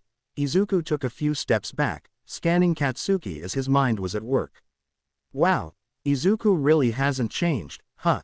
Viridian eyes jotted around, searching for the right words to say. Ultimately, all Izuku could offer was a bashful smile, and awkward wave. Hi. It wasn't hard for Katsuki to come with a response to that, simply saying, hey. The quiet music from the cafe traveled into the greenhouse, attempting to take over the quiet and tense aura in the air, but to no avail did it work. After the falling out they had, how could the air not be tense? They weren't friends anymore. Katsuki is sure they could both agree on that. Strangers even. But this stranger before him, he was so familiar. Grew up in the same neighborhood, with the same old geezers that watched over them. Grew up playing at the same parks, and swang on the same tire swings. They even grew up chasing the same ice cream trucks. And Izuku grew up with a protective mother, so he was always taught to not talk to strangers, and was told that it was dangerous. He was cautious, but he was also curious. When a stranger brought so much nostalgia to him, how could Izuku not disregard his mother's warning? It was only natural that curiosity would take over. Final in his decision, he stepped closer, and like a magnet, Katsuki pulled forward too. Izuku squinted, pulling his arms around his body. What are you doing here? I thought you left Viceroy. Katsuki was quick to answer, his eyes narrowing. I thought you left too. There was a burning sensation in Katsuki's words, burning his tongue in the process. He was used to the pain by now. Izuku was different from him though, he was sweet. Katsuki didn't mean to do it either, but with Izuku mere inches apart, it was only natural that the flame would burn him too. Oh, this was different. Izuku was different. Katsuki has been able to decipher all of Izuku's mannerisms, as Izuku has always been an easy book to read. and chop it up to maturity or whatever, finally reaching Izuku, but now he really was a stranger. Izuku had grown into his looks by now, Katsuki still having 5 inches over him, but Katsuki was fine with that because he anticipated that. His freckles also covered more of his skin too, and his face was round and probably soft to the touch, and it would be stupid for Izuku to have anything less because Katsuki had anticipated this as well. But this Katsuki was not ready for. Instead of frantic eyes that scanned over the ground trying to find something to say, Izuku made a face Katsuki couldn't really read. Instead of some sort of solution that Izuku would usually present, Katsuki was only met with a silence he couldn't figure out. Izuku's lips would slightly open and close, but not in a way that he was going to respond to Katsuki, but rather he was having an entirely different conversation in his head. "Midoriya, are you okay?" A sudden voice called out as they entered the greenhouse, causing both Katsuki and Izuku to turn towards the intrusion. We heard screaming. Though not entirely in view of Katsuki, he could tell whose voice it was from a mile away. Only Todoroki could manage to speak with concern, yet have the most bland voice known to man. Snapped out of his trance, Izuku delivers a sweet smile as Todoroki approaches. "I am okay, I'm just." Glass could be broken with the loud screech coming from the same direction as Todoroki. Katsuki, like with Todoroki, could pinpoint whose voice it was from a mile away. And with a scream like that, Katsuki knew exactly how to position his body, bracing himself for what was next to come.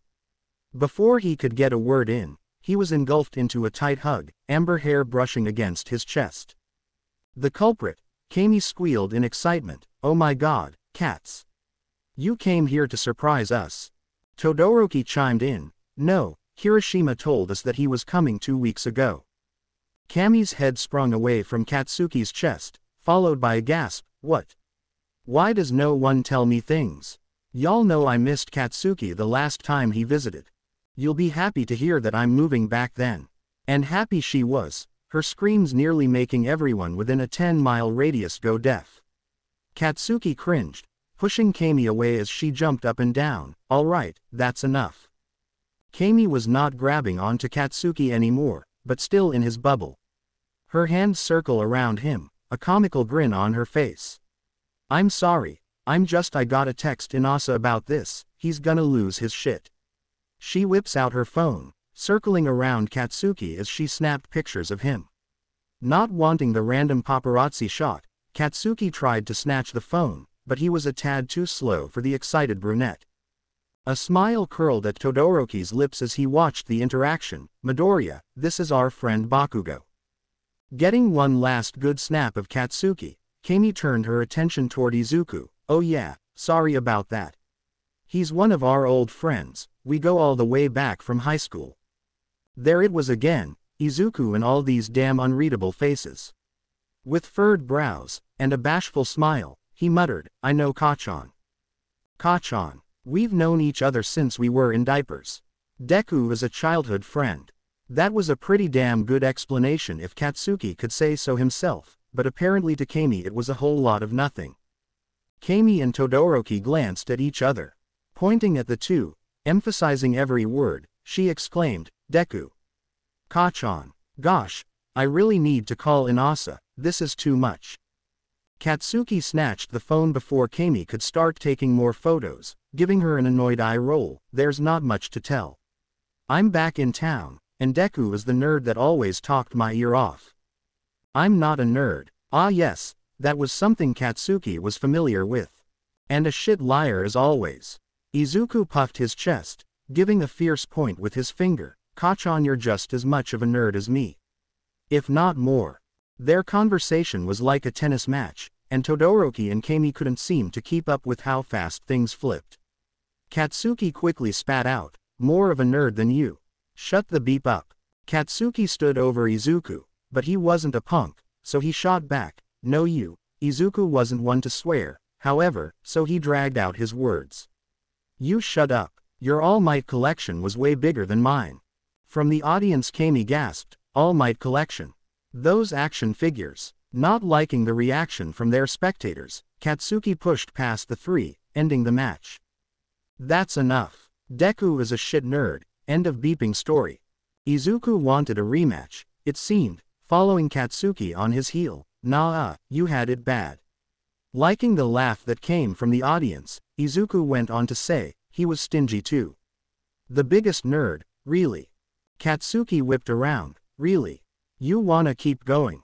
Kami said without missing a beat, please keep going. Izuku really has become a cocky little shit over the years, huh? Katsuki decides that he might actually like this little match they had. Ready for the ball, Katsuki took his stance staring Izuku down. I'll start. 2 words. Honestly, Katsuki could have left it at that, as Izuku's overconfident facade dropped instantly. Still, like an asshole, Katsuki continued, with 2 fingers held up. Fan fiction. No. Horrified, Izuku tried to tap out, but in no way was Katsuki going to let him slide that easily. To really give the audience something to chew on, Katsuki slowly reached for his phone, staring at Izuku with wide eyes. Let me see if it's still up, give your shit writing some hits. Before Katsuki's phone could break free from his pocket, Izuku swooped in with a sneak attack, stealing his phone, and ran off. Stunned, because, since when are music majors this athletically strong and fast, he yells, Deku, you little shit, give it back. Phone in his hand, knees to chest and running like his life depended on it, Izuku yelled back, no. Wow, this match was sure to take an interesting turn, and into the coffee garden for the big showdown. Katsuki chased after Izuku, and the crowd followed behind. Large stomps entered the cafe, along with Izuku running behind a table. They played cat and mouse, Izuku on one side with his phone, and Katsuki on the other ready to rip his head off. Izuku managed to escape though, nearly knocking over Saburaba as he dashed to the back room.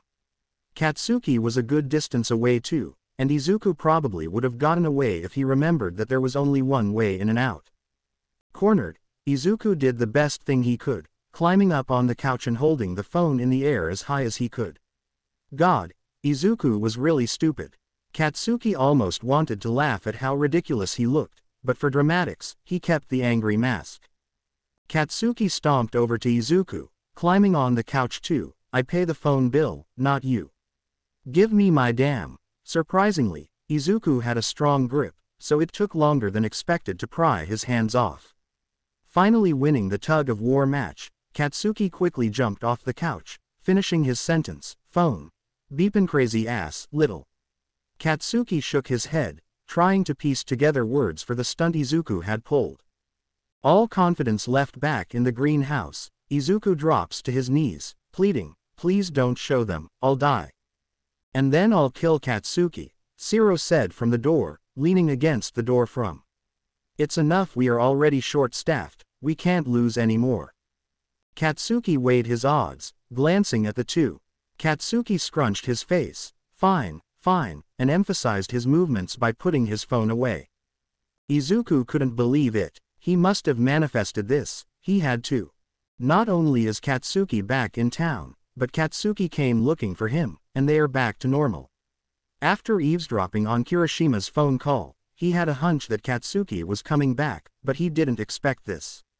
It was almost uncanny, how the hell is this working? Admittedly, the first words they said to each other were a bit rocky, but now, as Katsuki is helping Izuku clean up the mess in the greenhouse, he can't complain. Katsuki was back the other half of his home. No right person in their mind would be happy about sweeping, but here Izuku was, stupid grin and all as if he just won $1 million. I can't believe you caught on, tainting my coworker's view of me. Katsuki grabbed a dustpan. Need I remind you that you started it? Technically, Katsuki started it when he called him a nerd, but the thought crossed his mind. Yeah, but what? The two old friends stared at each other for a moment, and after seeing the dead serious look on Katsuki's face, Izuku laughs, Working at a cafe is supposed to be relaxing, so stop stressing me out. I might just faint. At that, Izuku slumps his body, comically resting his hand on his head. Katsuki groans, always beeping dramatic, even when we were kids. Thank God Auntie isn't like that. Izuku's body stutters, and if Katsuki didn't have his back turned away from him, he would have seen the mask slip. Calmly, Izuku says, yeah. Back still turned away. Katsuki says, I haven't seen her in a hot minute. Tell her I said hi, will you? This one Izuku couldn't silently recover from, causing one of the clay pieces in his hand to hit the floor. Katsuki was quick to turn towards Izuku, but Izuku was quicker to pick up the broken pot, guarding his face. He didn't know. Katsuki had no clue that Izuku's mother was dead. For a split second he thought the other was being mean, but Izuku knew that Katsuki wouldn't stoop that low. He genuinely didn't know, and for some reason, that's even worse than him being mean about it. Suddenly the ground looked more interesting than whatever conversation they were having.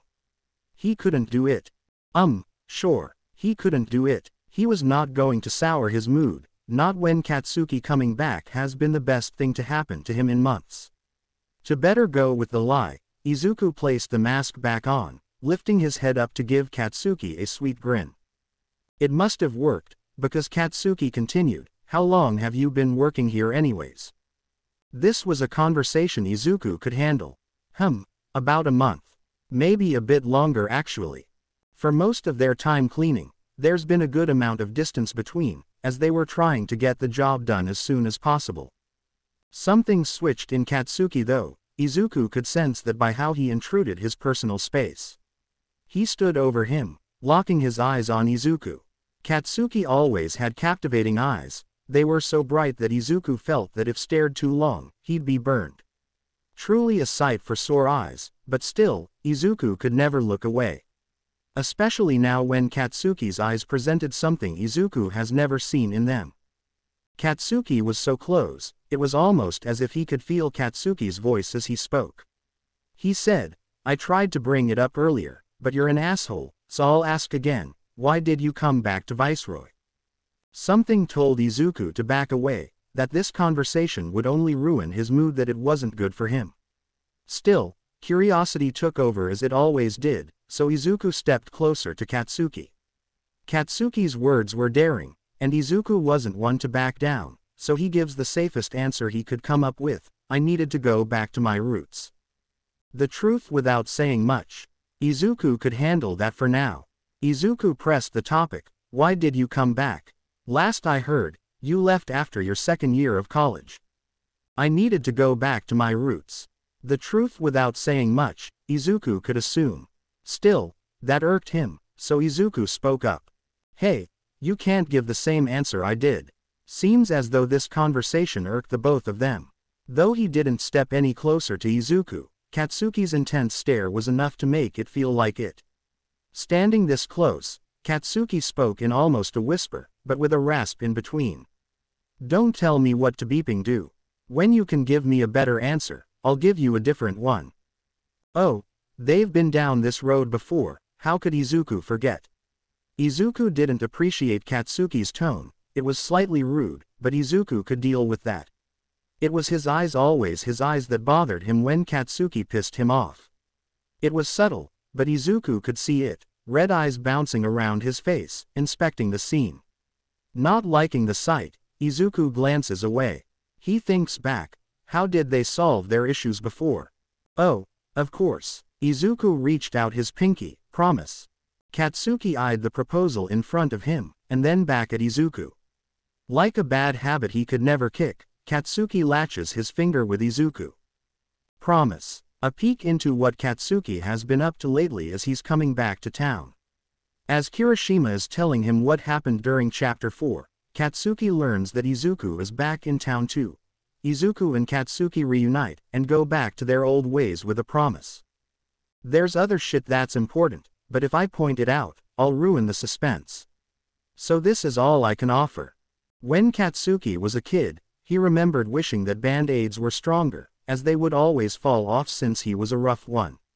As an adult, he somewhat wished that were still true. That, or he wished that wounds would heal on their own without a band-aid, but of course, Katsuki has to go in and put in the work himself. But just like a kid, ripping the band-aid off is always the worst. Always. His parents. They were always going to be the hardest band-aid to pull off, Katsuki knew that. The July heat was starting to get to him, the summer rays knocking at his brain, telling him exactly where to go. Summer is back in Viceroy, showing itself to everyone, and Katsuki knows he can't control these things, so he did the same. He came without warning too, saw his friends, that's one band-aid. Saw Izuku, that was a surprise band-aid. And now his parents. This one, Katsuki hovers his finger over, feeling at the tan patch. And as he peers at his childhood door, standing just a knock away, he hesitates even more. He can do this. It's only the first second that's hard, everything after that is smooth sailing. With a key he should have honestly chucked in the river the moment he left, he pulls it out, and unlocks the door. His home is just as he remembers it. His parents are fashion designers, and partnered with the Iida family, designing their race car suits. That being said, they were more than well off, the house decorated in fine art paintings, and modern, but very stylish furniture. Every few months his mother would change the house color scheme, this time around she went for a vibrant red. Katsuki's favorite color. Red didn't look good in his childhood house. Just as Katsuki's keys jingled in the entryway, Katsuki could hear shuffling from the living room. Not that he wanted to, but in order to get to his old room, he had to go through the living room, walking right past his parents. Great. Still, Katsuki should greet them. That's the least he can do. They were watching some old show from the 70s, curled up on the couch with popcorn. At the sudden sound, Mitsuki shot her head up. Masaru, are my eyes going bad, or is that our son walking in our home? Already this visit made him want to pull his hair out. He sighs, both, you old hag. Mitsuki smacks her lips, not fully taking her head off of Masaru's shoulder. Even after all these years, you're still a brat. Mitsuki knits her brows, staring at Katsuki as if she was forgetting something. Hey, what are you doing here anyways? I can't come visit my own family. And it's going to be a quick one. No, this wasn't a sit-down dinner, and they'd catch up. In and out, Katsuki pulls closer to his parents, shoving his hands in his pockets as he slightly blocks the TV. Like always, Masaru steps in. She doesn't mean it like that, Katsuki. It's just, and like always, Masaru gives him that look. Sweet on the surface, but not enough for comfort. You hardly call, and you never visit. Is it not valid to ask that question? It was valid, so Katsuki figures he could keep them in the loop. A very small one. I moved back. Katsuki shouldn't have said shit honestly, especially since Mitsuki seemed more interested in the TV than the conversation. Now he was purposely blocking the TV. Blocked from the broadcasting, the only thing for her to look at was her son. She looks up at Katsuki. You're gonna have to start paying rent around here. Looking at Mitsuki was like looking through a mirror. There was no doubt that Katsuki was her son. Same hair, same eyes, same nose, but most of all, the same attitude. Not here, damn it, I've got an apartment. Her eyes sprout up in joy, joining her hands together. Mitsuki really can say some of the nicest things. Ah, look at our son, Masaru, he's really becoming a man. But never too nice, though it would have been nice to know ahead of time. Masaru presses the topic further, also excited, have you gotten everything for your place? Katsuki's eyes linger, watching the loving parent spark in their eyes. They were saying good things, they were happy for him, but the longer he stared at them, the more his hands seemed to sweat. He swipes his pant leg, I've already ordered some of my furniture. Now it's just a matter of it being delivered. It's not much, so I can manage. At that, his father raised a concerned brow. Shit. This band-aid pulled at the hairs on his arm as he tried to remove it, the tug leaving a burning sensation over his skin. Katsuki quickly changed the topic, didn't know Deku was back in town too. Mitsuki shot her gaze up to her son, oh yes, Izuku, poor thing. He's got a lot on his plate, I worry for him. What do you mean? Mitsuki has always been a forward mother, teaching her child to look someone in the eyes when being spoken to. It was her number one rule, and that's a habit that stuck with Katsuki even during his adult life.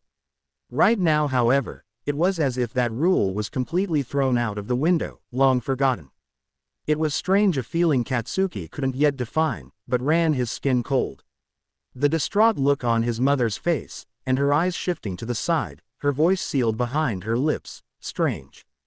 Katsuki raised his voice at the silence, Yeah, don't all speak at beeping once. At the outburst, Mitsuki squeezed her eyes shut, pressing her lips into a firm line. Strange. But what his father said next was by far the most strange, a somber look on his face. Katsuki, Izuku lost his mother back in April. Oh, you were gone, and we had no way to contact you.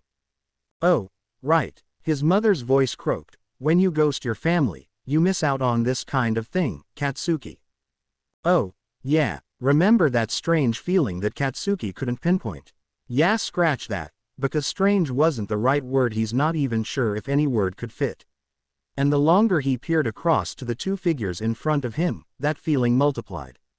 Meeting her son in the eyes, Mitsuki frowns. This is why you should have never left so soon, you should have. Stop talking. Nope. He wasn't going to let her finish the thought.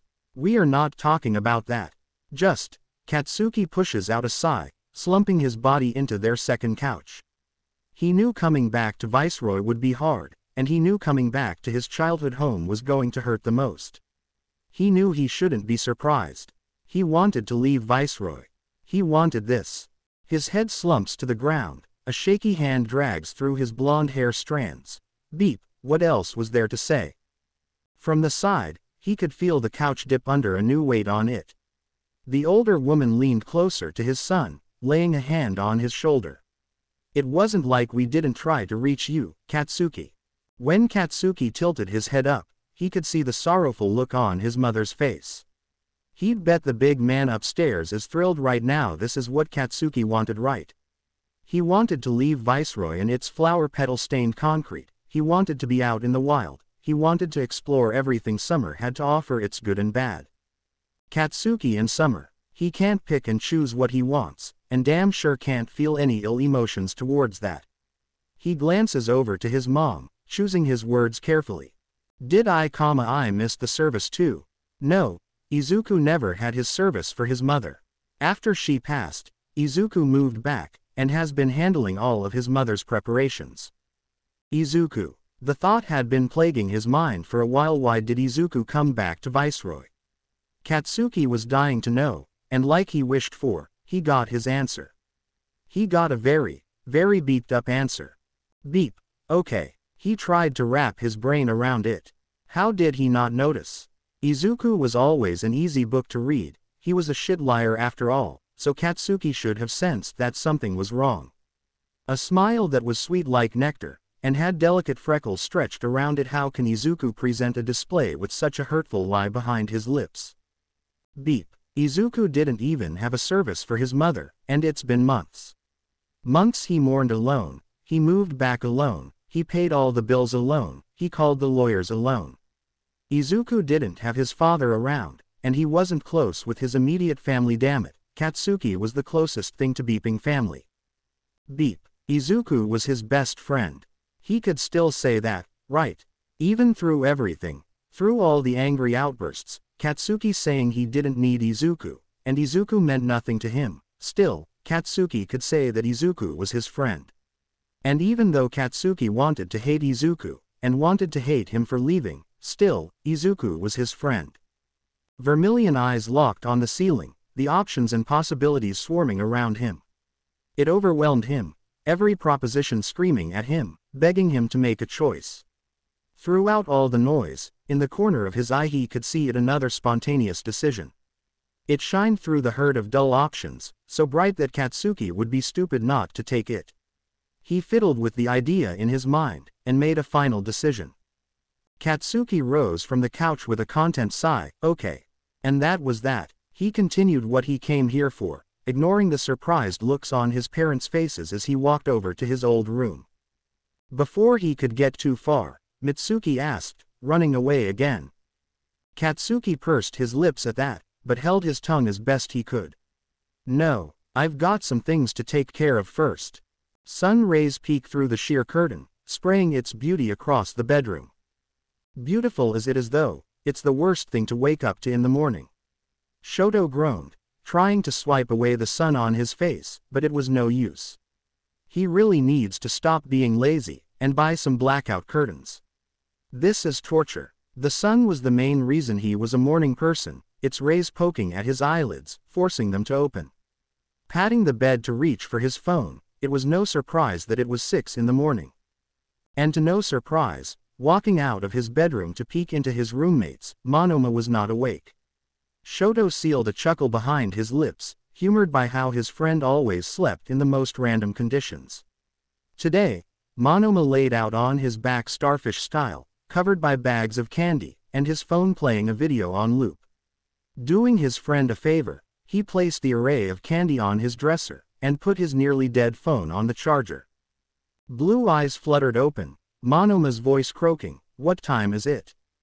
6. "I'll wake you up later." At 10, already knowing the time Monoma wanted, Shoto hummed, "Of course. You're the best," Monoma mumbled, closing his eyes again. It didn't take long for a snore to rumble past his lips, cueing to Shoto that his friend was back in slumberland. This was their routine. Shoto would wake up early, check on his friend even though he already knew the other would be asleep. Then, from time to time, like today, Monoma would wake up and ask for the time, Shoto would tell him. And like always, Monoma would also ask him to wake him up as late as possible, but knowing his friend for years now, Shoto knew to do that anyways. It was their common ground. One side of Shoto liked to think he and Monoma balanced each other out nicely, as did his whole friend group. Another part of him wonders how he was so blessed to be around such a great group of people. Did he deserve such wonderful people? However, that pain thought was overcasted by the good one. Shoto wandered to the kitchen, making himself a warm cup of coffee.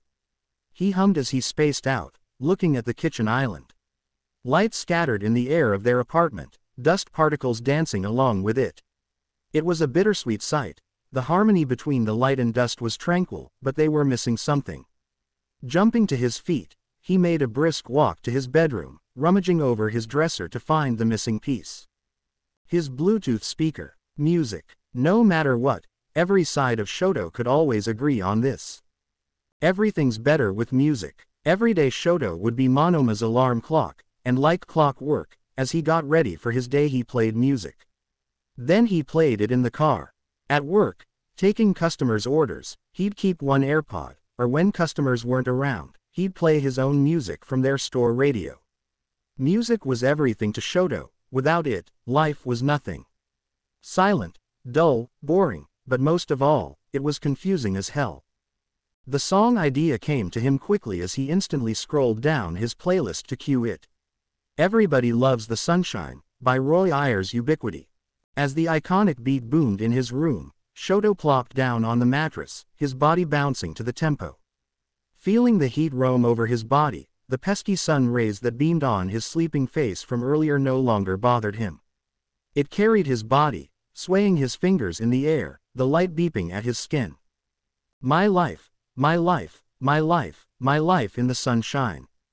Everybody loves the sunshine. That's the truth, the good in this world that everyone could agree on. Even as a grade student, he knew that in this world there was good, but before he knew that, he knew there was bad. So many bad things. For the most part, the Todoroki family never saw the sunshine, only the dusk moon sky filled their home.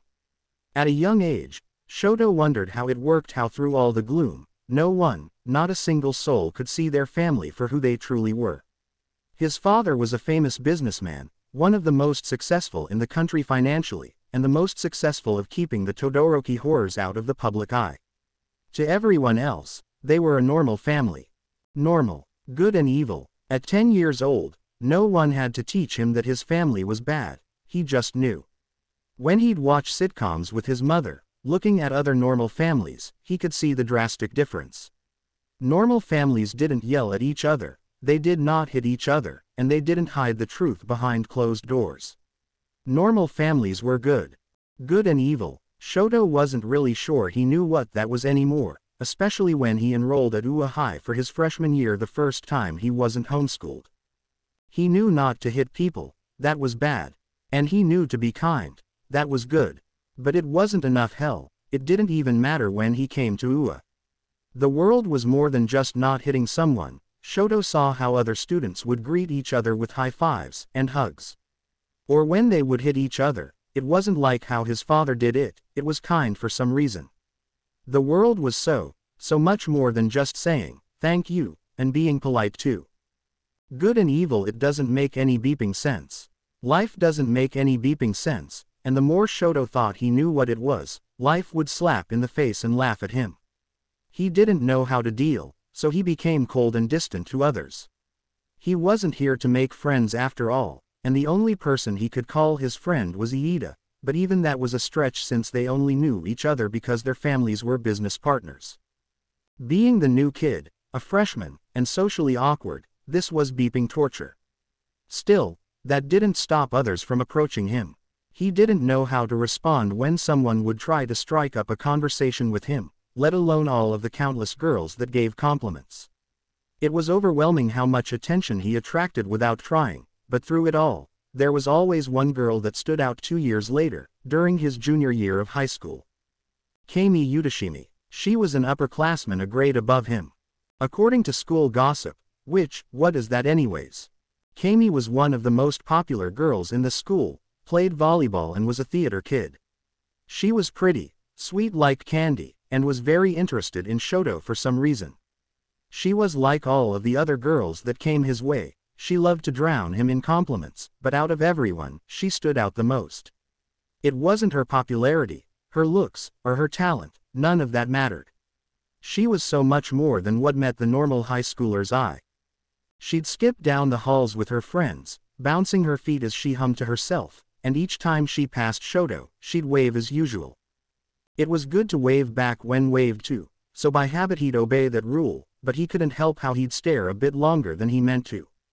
Or as she sat in the back row of their physics class, her golden hair strands flowing as she bopped her head, and her nails tapped to a beat. It was an alluring sight, one that Shoto couldn't peel his eyes away from, causing Kami to lift her head up at the feeling of someone staring at her. Making eye contact, a flinch rolled up Shoto's spine. Shit, he forgot that staring was bad. He didn't have ill intentions, but this was one of those confusing moments where it doesn't matter if you were trying to be rude or not, it's just rude no matter what. Shoto tried to switch his eyes to something else, but Kami held eye contact. She held her index finger in the air, circling it to make a gesture for Shoto to come closer.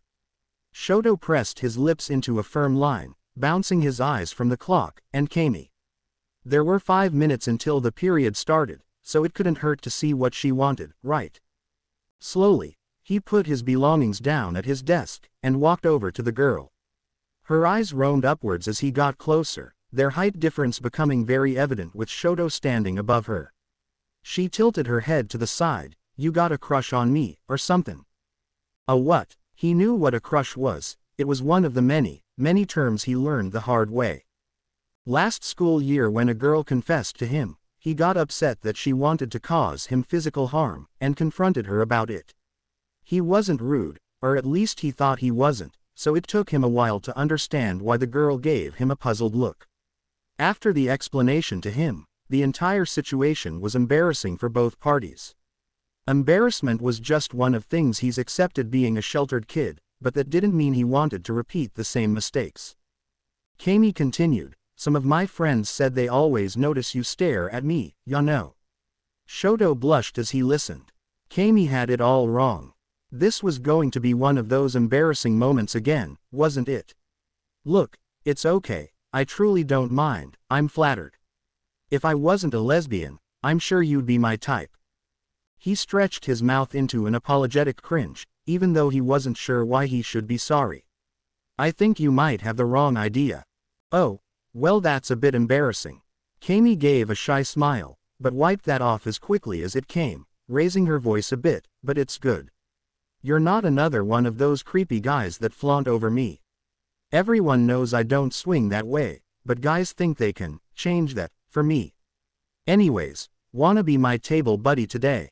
The sudden request took him by surprise, but even more surprisingly, he was quick to take the offer. He's never had an interest in making connections with other students, but his body moved without thinking, and he had no choice but to follow. Why was he so gravitated towards her? The question pained him for all the seconds he spent gathering his supplies to sit next to the dirty blonde girl. Step by step, he followed that curiosity, and finally mere inches apart, Shoto realized why he was so drawn to her. Music. There she was in all her glory, always banging out to music when she stood out most to him, and with pink headphones over her hair. Face to face with the mystery he's been chasing all this time, he stares in awe, mouth slightly parted. Starring a little too hard again, he caught Kami's attention. Like she could read his mind, she says, "You like M? Mom bought them for me last Christmas." She then rolled the headphones from her head, and held them close to his proximity. "Wanna give it a listen?" A simple question, but not a simple answer he could give to the girl. He gave a dumbfounded look. She inched in closer, nudging Shoto. "Oh come on, it's 90s bops. Everyone loves that." Giving no answer in return, but also not giving any signs that Shoto was opposed to the idea, Kami made the decision for him. With both her hands, she reached for Shoto's hair that rested over his ears, tucking the white and red strands behind. For the first time, Shoto could understand what it meant for someone to take their breath away. Kami did it without even trying. She simply put headphones over his head, and played whatever song she was previously listening to. It really was just a simple gesture, nothing too special. That's what it would look like to a normal person. Did normal people also feel their life did a complete 180 when they listened to a song? Or did their heart race a little too fast for comfort, and felt super scared because everything seemed to come crashing down? But it was fine because as the rubble scattered on the ground, newer and better outcomes were built back up. Did normal people experience that, too? Ua had done it again, confusing Shoto's perception of the world, but at this moment, he was okay with that, and the small grin stretched over his face reflected that. Suddenly the world went silent again, and through the headphones he could hear Kami's muffled voice chirp. "I like that look on you, Shoto." She gave him a wide smile, her glitter highlighter matching with her pearly whites. With her finger, she pointed to the device on Shoto's side. "Here, hand me your phone. This is me and my friends' combined playlist, I think you'll really like it." It didn't take much convincing, especially since once Shoto unlocked his phone, she had already added the playlist to his library. Taking something without asking, that was the bad thing to do to someone. What did bad and good even mean anymore? That's the question that's plagued Shoto's mind for the past 3 years going to this god-forsaken school, but today, that question was irrelevant. How could it matter when Shoto found the one thing he was always missing in life? He stared starry-eyed at his phone, lost in the countless songs he had yet to discover. So lost that he nearly missed the offering that Kami presented in his field of vision. Curious, he held the box in his hand. It was small, and white underneath, but dressed in cute stickers. He looks up at Kami. "What's this?" At the question, Kami gave a comical eyebrow raise. "Don't tell me you don't." Her voice suddenly faltered, and her expression made one that Shoto had yet to see on her. For once, her eyes shifted to the ground, and bounced back to Shoto. He expected there to be a bit of an explanation, but watching as her eyes had a somber hue, Shoto was even more confused. Shit, did he mess up again? God, why does this keep happening? Shoto parted his lips to apologize, but Kami beat him to it, blurting out, "Never mind. These are AirPods." No apology needed. Kami gave a sincere smile as she always did. Shoto was sure that he was being rude. He wasn't good at conversations, but still, Kami slid the headphones off of Shoto's head, and replaced them with an AirPod. Surely Shoto must be blind. He was used to not understanding when someone was irritated or angry if they didn't explicitly say it, so he waited for any silent signs that Kami would give. He waited patiently, watching as she took the second AirPod into her own ear. Once secure, her head turned to him. This was it. Kami was going to tell him off. Tell him that he was a horrible person, that he was weird, that he was. There was a quiet ding that sounded in his right ear, and in his left, he could hear Kami say, "Okay, now they should be connected." Shoto blinked at the confusing response. Not that he wanted her to yell at him, but he was curious as to why she didn't, seeing as though she had the chance to. It takes him a while to wrap his head around the whole thing, but his thoughts are interrupted by the sound of scrolling as she typed on her phone. Kami must have some sort of mind-reading gift, because without Shoto saying anything, she explained, you can listen to music with them. As if on cue, quiet music sang from the device in his ear. And you can listen without the teachers knowing. She gave a wink with her auburn eyes, and that was it. No yelling, not being mad or angry that Shoto was probably weird for staring. Nope. Shoto almost wanted to protest the situation, but with the sound of a school bell indicating that class was in session, he had no time. Maybe he could do it later. For now though, Kami poked Shoto to grab his attention. Maybe she was going to go through with it after all, put him out of his misery and end this confusing interaction. And Shoto should have expected it, he really should have. Ua was never going to live by his expectations, it never has. But still, as Kami pointed to the side of her face, and mouthed, untuck your hair, Shoto was still struck with awe. As she pulled her own hair to cover her ear, Shoto could understand. Even through all the confusion, Kami had a right to be mad, but wasn't. Shoto could come to one simple yet confusing conclusion, she was looking out for him. Ah, so this was how you could listen to music without teachers knowing. Shoto followed the girl's instructions, and like it was nothing, they both focused back on their teacher. For some reason, Kami lets Shoto keep the AirPods. After trying to return them to her, she'd always shoot him down, mentioning how it would just collect dust in her room. Well, it would be rude to not use the unwanted gift, right? The thought made him feel fluttery inside, but he shoved it down, and used Kami's gift like he promised her. Hidden behind his hair when in school, just like she taught him. The right was for music, and the left was to listen to his surroundings, which came in handy because otherwise he wouldn't be able to hear a voice yelling over the cafeteria noise. A familiar voice at that. He scanned over the horde of busy students getting food, spotting Kami.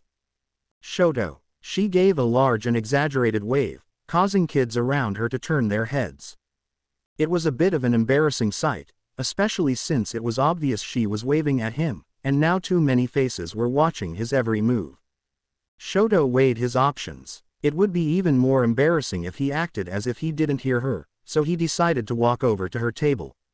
Usually, Shoto would sit with Iida since that was his only friend, but with all the clubs he's in, Iida often uses his lunch period with that. Today was supposed to be when he sat alone with his friend being gone, but maybe sitting with a new group won't be too bad. He made a promise to himself this school year, he would try and be a normal kid. Cool. Shoto just had to play it cool. Coming up to the table, he gave a small smile. Good afternoon, Yutsushimi. You're too formal. Just call me Kami. Formal was definitely not cool, and everyone called her Kami, so now he just felt like an idiot. Still, unfazed by it, Kami taps the empty seat that was in between hers and another girl. Come sit. Guys, this is my new bestie, Todoroki. Todoroki, these are my friends. Being popular, Kami was friends with just about everybody, so she mingled with every group. From what Shoto could tell, some of these kids were athletes, theater kids, and just your average Joes. This was an interesting bunch, and most of them welcomed him with open arms. Keyword: most. Don't fill the icy hot bastard's head with bullshit, we aren't friends. Katsuki Bakugo, that was a name Shoto knew before he enrolled at UA. Like with Iida's family, their parents are business partners, so Katsuki's name was common in their household, though he's never met him until this moment. Bakugo doesn't seem like he's one for good first impressions. The redhead next to him nudged his arm. Be nice, Bakubro. He turned his attention to Shoto. He's just like that, but he's kind deep down. I'm Kirishima, we're in the same homeroom. He gave a wide smile, and Shoto nearly wanted to squint his eyes with how bright it was. Kirishima was a name heard a lot in school, and not just in his homeroom. He was a popular athlete, and had the stereotypical build of one on the outside, but on the inside, he was as nice as someone could get. Shoto made sure to give him a small wave, and dismissed Bakugo's comment. So, I heard you liked the playlist. The girl next to him didn't need to introduce herself, she was also a popular topic in school. Mina Ishido, second captain of the dance team, despite only being a sophomore a grade below him. She was extremely talented, dressed in all pink, sociable, and always knew the gossip around school. We have the best music taste, don't we? Mina inches in closer to Shoto, wiggling her brows. She was a little too close for comfort, but since she was so kind as to gift him the legendary music, he was willing to forgive her. With a voice soft, he spoke, "Yeah, I liked it very much. Thank you." The two girls seemed to really like that answer, as they were both now at the edge of their seats, intensely staring at Shoto. Kami squealed, gripping his arm, "What was your favorite song?" "I get it if it's hard to pick, there's a lot of good ones." Teal and gray eyes juggled between the two girls, not fully sure who to look at. "It wasn't too hard, there's one song I really liked." Shoto could anticipate them asking for the exact song, so he removed his phone from his pocket. This specific song stuck out like a sore thumb to him, instantly leaving him captivated. Sure, the whole playlist was good, but they didn't stand a chance going against this masterpiece. This one. He stretched out his arm for both girls to see, the two leaning closer to Shoto to get a better look. The two girls in question gave each other conflicted looks. Shoto was sure he blew it for about the millionth time, but that thought was cut off by Kami laughing. Kami wipes the tears from the corner of her eyes. "Oh my god, you've turned Sho into your mom, minutes." Shoto blinked at the sudden nickname. If he was correct, only friends gave each other nicknames, right? Mina rested her head on the table, and dragged out a groan. "Shit, I must have added some of her songs there by accident. Well, since Todoroki loves it, I guess it has to stay." She sighed, but there was a content hum to it, and pieced together with a sweet grin. If Shoto was reading this correctly, only friends do favors for each other like this. He looked down at his phone, the screen reading, "Everybody loves the sunshine." Shoto couldn't quite pinpoint why he couldn't wipe away the smile that pulled at his lips. Perhaps it was his love for the sunshine. He looked around the table, catching how the light scattered amongst the group. Oh man, the sky must have planned this, right? Why else would the sun perfectly cast down on their table, and spotlight the faces around him? The conclusion came to him quickly. He gained a new kind of sunshine this year, and he was going to cherish it for the rest of his life. Gardening was probably one of Izuku's favorite hobbies. Despite his upbringing with his mother, and being smothered in everything flower-related, he still believes he'd like the hobby nonetheless. After his mother's passing, finding a place to work was the easiest decision he made.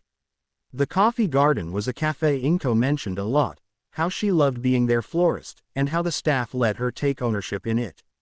Inko, Izuku, and flowers, they were three peas in a pod after all. Not working at the coffee garden would almost be a slap to his mother's face if he didn't take the position. Originally when applying, there was only the barista position open. That was a little unfortunate, but still, he went for it. After 2 weeks, Izuku didn't know what shifted. The greenhouse was closed when he got there, but out of nowhere, Iida asked Izuku if he wanted to take over as the florist. At the sudden request, and Iida's slightly tense body language, Izuku gave a puzzled look, but took the position. Inko, Izuku and flowers. That was a bittersweet trio, one that Izuku knew he couldn't turn his eye at. These days, he spends most of his time at work with them. The greenhouse screamed every memory of Inko, decorated with florals that filled their own home. It even smelled like his mother, woodsy with an amber musk. By now, without someone to care for them, most plants were withered, but still his mother's memory lingered. It kept its warmth even through all the decay, and with that sliver of hope, Izuku took no time to bring it back to its full potential. Dahlias. That was a fitting flower, Izuku thought. When Izuku searched in his mother's horticulture catalog, he learned that the orange and magenta florets represented commitment, and a strong bond. Yup, those were going to be the first flowers he potted, it just felt natural. Izuku could never be as good as his mother, but who else could fit the role but him? Izuku, Inko, and flowers, that bond was unbreakable, so much so that he could lose himself in it. So caught up in the act, the sudden presence of another body startled him. "You have a lovely voice."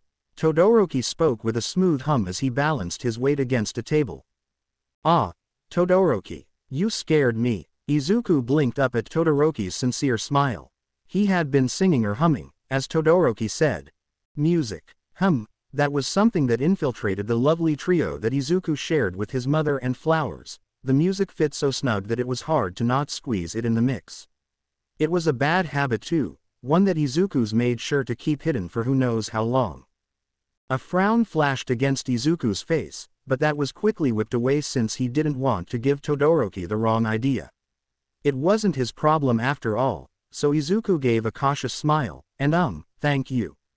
You're welcome. For the past 2 months, Todoroki has been one of the kindest workers. Not that everyone else were horrible people, they were all a joy to be around, but Todoroki had a way that kept Izuku close to him. It was a quiet gesture.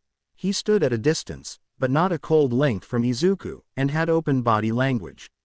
When it was just the two of them, Todoroki wasn't much of a talker, so Izuku took the lead in most conversations. It was a nice balance. It also didn't take long for Izuku to get familiar with his roommate either. Todoroki, Monoma, and Izuku. That was an interesting trio Izuku added into his life. Monoma was a bit wild at times, but Todoroki had a cool demeanor that radiated back to him, and vice versa. When Todoroki was too nonchalant, Monoma would bring out Todoroki's sly side. Izuku figures that he is placed somewhere in the middle. A nice balance indeed, and Izuku even found himself going to their apartment for movie nights every once in a while. Todoroki pointed over his shoulder. Shiro told me to come grab you, he wants to have a quick meeting. Izuku whipped his hands on his apron and gave a meek smile. Okay, let's go. All of the staff currently stood in the small break room. One of the perks of working at a cafe is that most of their customers were introverts, so being able to do staff meetings during the day worked out fine since every customer is lost in whatever book they are reading. Still, in case anyone needed them, they made sure to inform the guests, and kept the curtain cracked open. Before the meeting started, Shiro told Izuku to stand close to the entrance, as he would help any customer if need be. Once making sure their guests are comfortable, and most staff were accounted for, Shiro began the meeting. He sat on Iida's desk, pulling out a binder. Alright guys, a few announcements.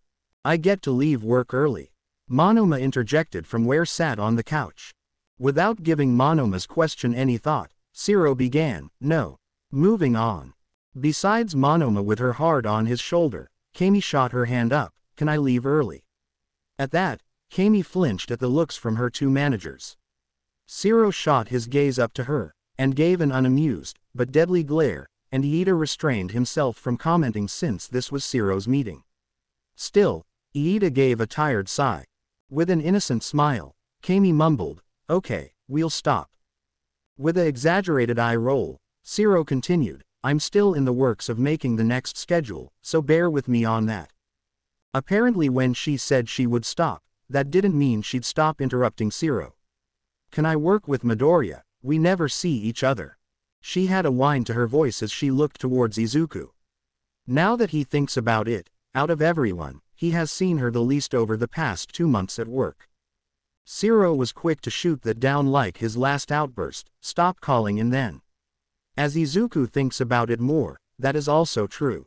On one of the nights Izuku had a movie night with Monoma and Todoroki, he remembered the girl joining along too, but he also remembered seeing her name on the schedule.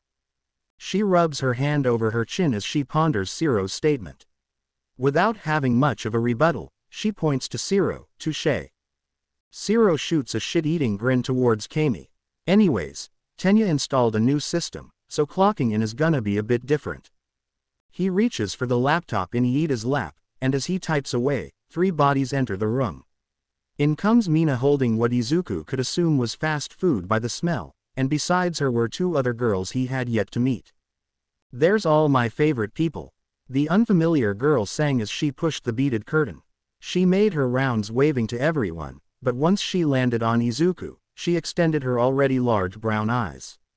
Oh, new person, you're right, he is cute, minutes.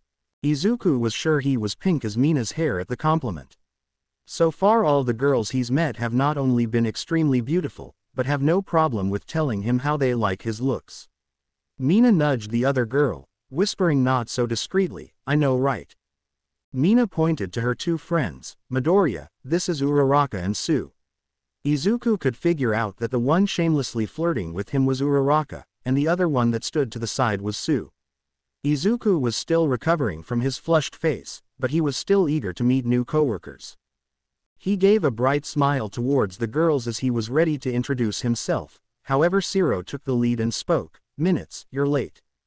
Mina disregarded the stern look on her friend boss's face, easing in closer and sliding the bag towards Shiro. "I got you a burger." There was a beat of silence, everyone now focused on Mina and her obvious bribery. He narrowed his eyes, and scrunched his nose, causing his septum piercing to slip to the side. "No cheese. No cheese." Then there was another beat of silence. Shiro eyed Mina, then the bribe, then glanced at his boss who had a curious look. Shiro had the audience on the edge of their seat, everyone wondering if he was going to go the stern manager route, or was Mina's insolence going to be forgiven. Though they are friends, Shiro means business when he needs to. A man of business, and an even bigger man that loved hamburgers. Shiro took the offering, bringing his gapped teeth into a sly smile. "You're forgiven." Everyone let go of the breath they didn't know they were holding in. Mina rejoiced as leapt onto the couch with Kami, whereas Iida gave a disappointed sigh. As Shiro paused the meeting to sink his teeth into the burger, Izuku took the moment to chat with the two new girls. "It's nice to meet you all. I'm surprised we haven't worked with each other yet." Izuku was sure he said something wrong, as Sue gave a puzzled head tilt. Her face first crinkled into confusion, but quickly shot up as a thought came to her. "Oh no, we just kinda hang out here." Sue had a raspy voice, one where it always sounded like she lost it. "I work at a veterinary clinic, and Uraraka is a high school teacher." Sue had the same vibe as Shiro, both of them had an earthy aesthetic going on. That idea came quickly to Izuku when he noticed the lean in her walk as she went behind Shiro, peering over his shoulder. Like it was nothing, she took the binder from his grasp. "So, what's on the agenda, boss?" And as if Sue was one of his employees, he explained, "Nothing much really, I just got a show." His voice trailed off, the words pulling at his body, leaning him to the side.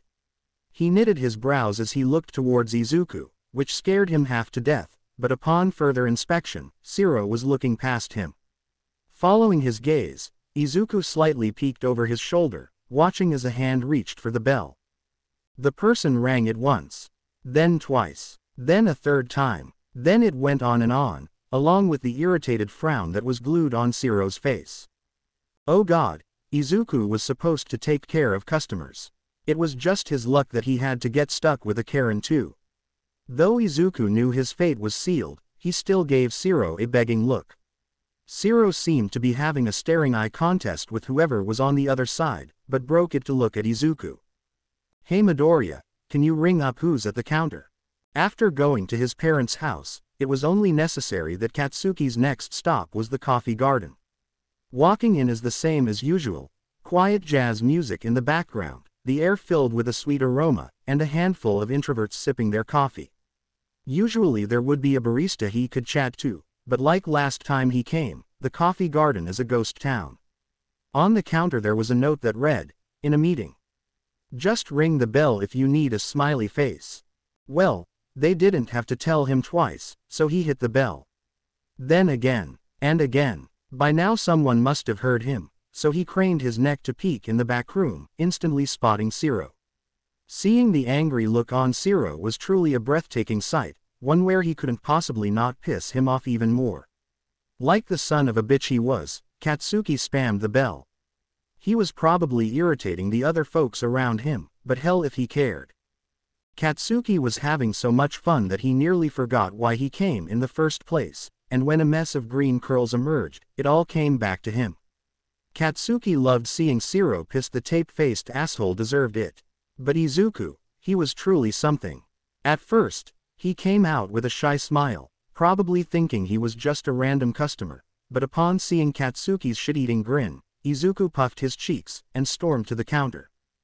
And Katsuki should have stopped hitting the button by now, but with how Izuku looked, he couldn't be bothered. Once up close, Izuku slammed Katsuki's hand with much more force than he needed. He narrowed his eyes, and gritted his teeth. "Kachan." Katsuki snorted. "Hey, Deku. The echo of the bell rang in their ears, muffling out the silence as green and red eyes met each other. It was moments like this where Katsuki noticed the deep emerald parts of Izuku's eyes expand, taking over the sage green that usually tinted his iris. The ticks on the clock were the only thing that made a sound between the two, and that's probably what snapped Izuku out of his irritable trance. He flickered his eyes towards Katsuki's hand, realizing he was still holding on. Izuku flicked his hand away, and with a rattled voice asked, want your usual? Katsuki furrowed his brow, my usual. Izuku focused his attention on the register screen, typing in the order. Yeah, you had a basic coffee with a tiny bit of creamer. He wasn't wrong, but Katsuki still wanted to see how much he could push Izuku's buttons. Ew, are you a coffee nerd now? Izuku shot that down instantly, speaking with his hands, no. I just know because when I looked in your cup, I couldn't forget your horrible taste in coffee. It doesn't even smell good. Katsuki laughed at the nerd's disgusted face. Aren't you a judgy little shit? The barista pinched the bridge of his nose with a sigh. Kachan, do you want your nasty coffee or not? His first instinct was to always be against whatever side Izuku was on, so without thinking he barked, no. He then took back his words, remembering that he didn't really come for coffee alone. Well yes, but I came to talk to you. At that, Izuku paused, his fingers on the screen. Oh, what's up? Let's go camping. Huh, you heard me. Me, you and the good ol' outdoors. Katsuki's new spontaneous decision. In all honesty, Katsuki wasn't quite sure how he could make it up to Izuku. Hey, sorry for being an asshole and not knowing your mom died, to hell with that. Izuku has already heard enough sorry, no doubt, and Katsuki isn't a person for sorry either. This seemed like a decision that could benefit the both of them. Katsuki asked again, you game? In typical Izuku fashion, he clamped his eyebrows together in concentration, eyes focused on the ground. Well, The first to interrupt was Kami, waltzing into the conversation, camping. Cats, you never took us camping. She bounced over to Katsuki, missing the slight frown on Izuku's face. She pressed the topic more, can I come? Then there was a second interruption, Monoma taking Kami's side. Yeah, I wanna go. One annoying blonde was something Katsuki could tolerate. 2. That was starting to poke at the irritable brow glued to his forehead. Me and Deku. It's moments like this where Katsuki wonders why he even tries to be nice with these idiots, because without even hearing his explanation, and letting them down easy, Monoma yells on the top of his lungs, hey guys, we're going on a camping trip with Bakugo. Like he blew a whistle to a herd of cattle, Monoma managed to summon the whole damn crew. At the invitation, Mina gasps, really? Katz has never brought us camping with him. Pinky's golden eyes were filled with excitement as she gripped onto Kami's shoulder. That's what I said, Kami gushed, also equally as excited as Mina. Looking at the crowd before him, Katsuki could see everyone's reactions in real time. Kami and Mina were already talking about all the snacks they would bring. Monoma bragged about his new swimsuit that he never got to wear, and Awase mentioned how Monoma would look shitty regardless. Almost everyone's reaction to the news was exactly as Katsuki expected, a whole bunch of excited extras. Keyword. Almost. Deku. Deku and all these damn unreadable faces. Katsuki was getting quite sick of this new change on his old friend. Coming here, Katsuki was sure he found the solution to cheer Izuku up, but looking at a face he could never decipher, Katsuki was having second thoughts. It happened so quickly too, how Izuku first looked like he actually might want to go on the trip, but now, as his green eyes scan over the horde of extras, Katsuki isn't really sure what the nerd was thinking. Katsuki watches intently as Izuku bounces his eyes from conversation to conversation. He looks happy. That's what this was, right? If not, why would Izuku present a polite smile as he listened to Kami ramble about how Katsuki never took them camping?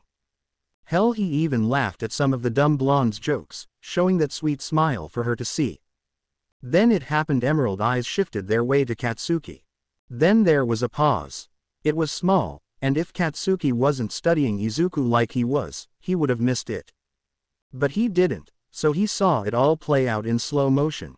Izuku's lips softly become stagnant, and as Izuku's eyes land on Katsuki's, he holds that for a split second before he drags his sight down Katsuki's body. Odd. But before Katsuki could process whatever the hell that was, there was a slight crinkle in Izuku's brows as his eyes roamed lower, but that quickly vanished the moment he bounced his eyes to lock with Katsuki's again. Then lastly, Izuku gave a smile. Izuku and a smile, this was a lethal weapon.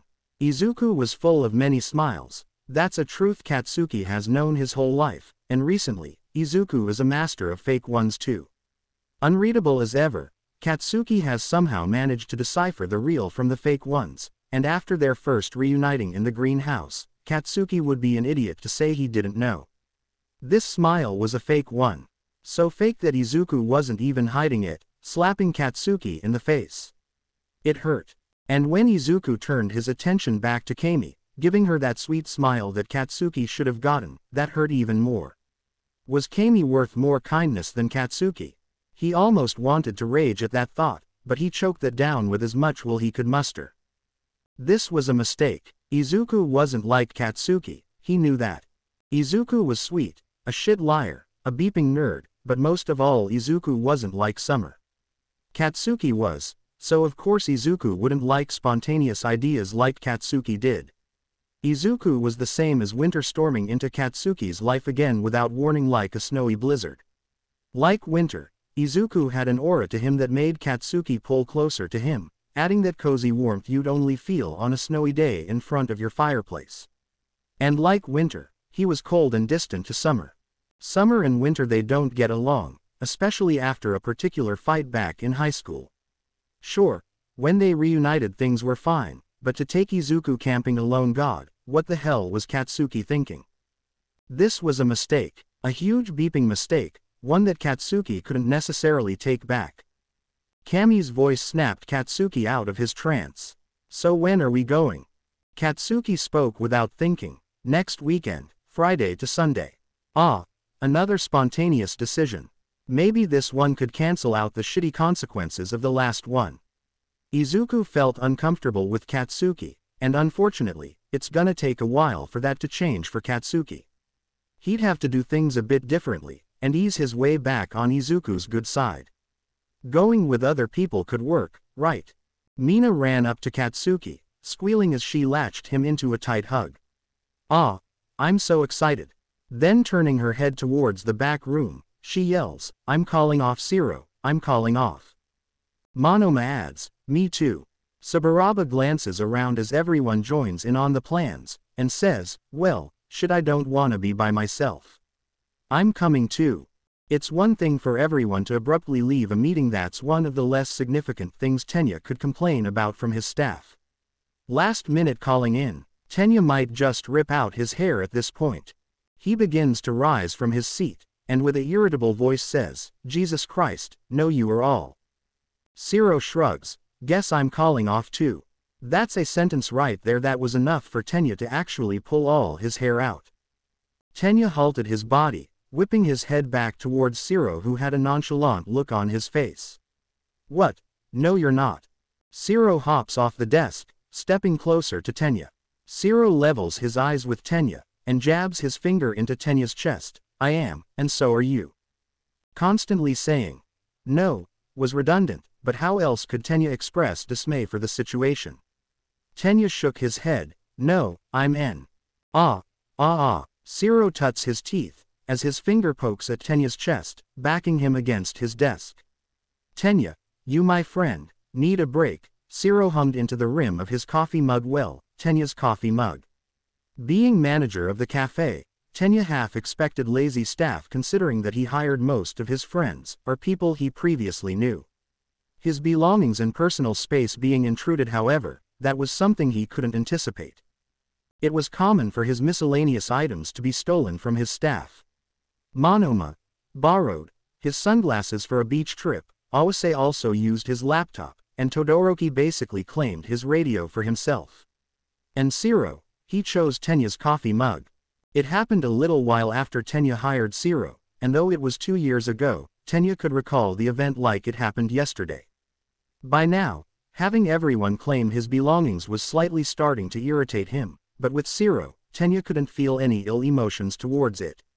It was confusion and curiosity that brought on the conversation. Tenya asks, "Why use my coffee cup if you have your own?" Not just that, it wasn't like Zero even drank Tenya's coffee either, as he always said that he had bad taste. Zero would simply take Tenya's mug before it was filled with his usual black coffee, and he would add an iced caramel latte to fill the brim. Or, half of the time Zero didn't have coffee, and he filled it with an energy drink or plain water. This time around, Zero went the plain H2O route. He gave a simple answer, "Yours is better than mine." Tenya had an average coffee mug that you could find anywhere, and Zero owned one of those fancy Rambler mugs that trap the heat. Tenya squinted at his assistant manager. "No. Let's trade then." That was a deal Tenya could sign to, and he hasn't gone back on it since. At the current, Tenya shifted his eyes, landing on the traded cup he could call his own. His coffee black, and Zero's light caramel coffee. Tenya could tell that much when he glanced down to Zero's mug in his hand, the aroma exhaling into his nostrils. Even after so many years, that order never changed. And after years of knowing each other, Tenya knew that Zero was right about taking a break, but still, like the workaholic he is, he argues back. "I don't need a break." Zero raises a brow. "Really? Tell me the last time you took a vacation, or even had a day off." At this, Tenya thinks really hard, wanting to prove a point.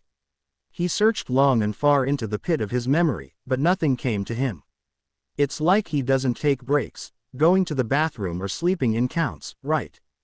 Tenya wasn't quite sure anymore, and when he had a set of dusk brown eyes intensely waiting for an answer, he drew even more blanks. At the look of Tenya's defeat, Zero uttered, "Exactly. Let's go camping. I can't just close the shop for the weekend. Our customers are expecting us."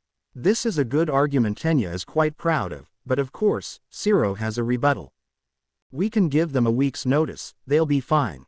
Plus, I haven't made the schedule for next week, so technically it's not set in stone for who's working if anyone is working at all, that is." Zero jokes, giving an innocent tap on his chin. Usually, Tenya would be up for Zero's jokes, but with the circumstances, all he could give was a tired hand to run down his face. His staff were all 20-year-olds making minimum wage with a boss who was also in their same situation. Of course they'd call in. He was beeped. At Tenya's sigh, Zero's face morphed into a softer and apologetic smile. "Okay, if you don't want to take a vacation, that's fine. View it as a team bonding weekend for our staff." Tenya half hates the idea because of how ridiculous it sounded, but in all honesty, a staff bonding experience isn't a horrible plan. Tenya presses his lips into a firm line. Sensing the apprehension, Zero does the move that puts Tenya final in his decision. He stepped closer to Tenya, dancing on the fine line two colleges shouldn't cross, and placed his free hand on top of Tenya's shoulder. And with a voice that Tenya shouldn't find as sweet as it is, Zero softly pleads.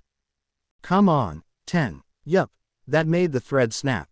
Tenya was a strong man, but when you have an assistant manager that's a little too great, and his eyes have too much of an alluring pull, and said manager gave Tenya a nickname that sounds a little too good when it rolls off his tongue, Tenya was done for. Crooked septum piercing, and a cheek dermal that paired with a gapped smile. How did Tenya grow soft for his assistant manager? Hell if Tenya knew. All Tenya knew is that Zero had him where he needed him, and looking at a set of eyes he could never turn down, he mutters out, "Fine." Zero gives a surprised blink. "Really?" "Yes." Zero dances on the line of boundaries a little more, inching in closer as he gives a teasing wiggle of his brows. "Like, really?"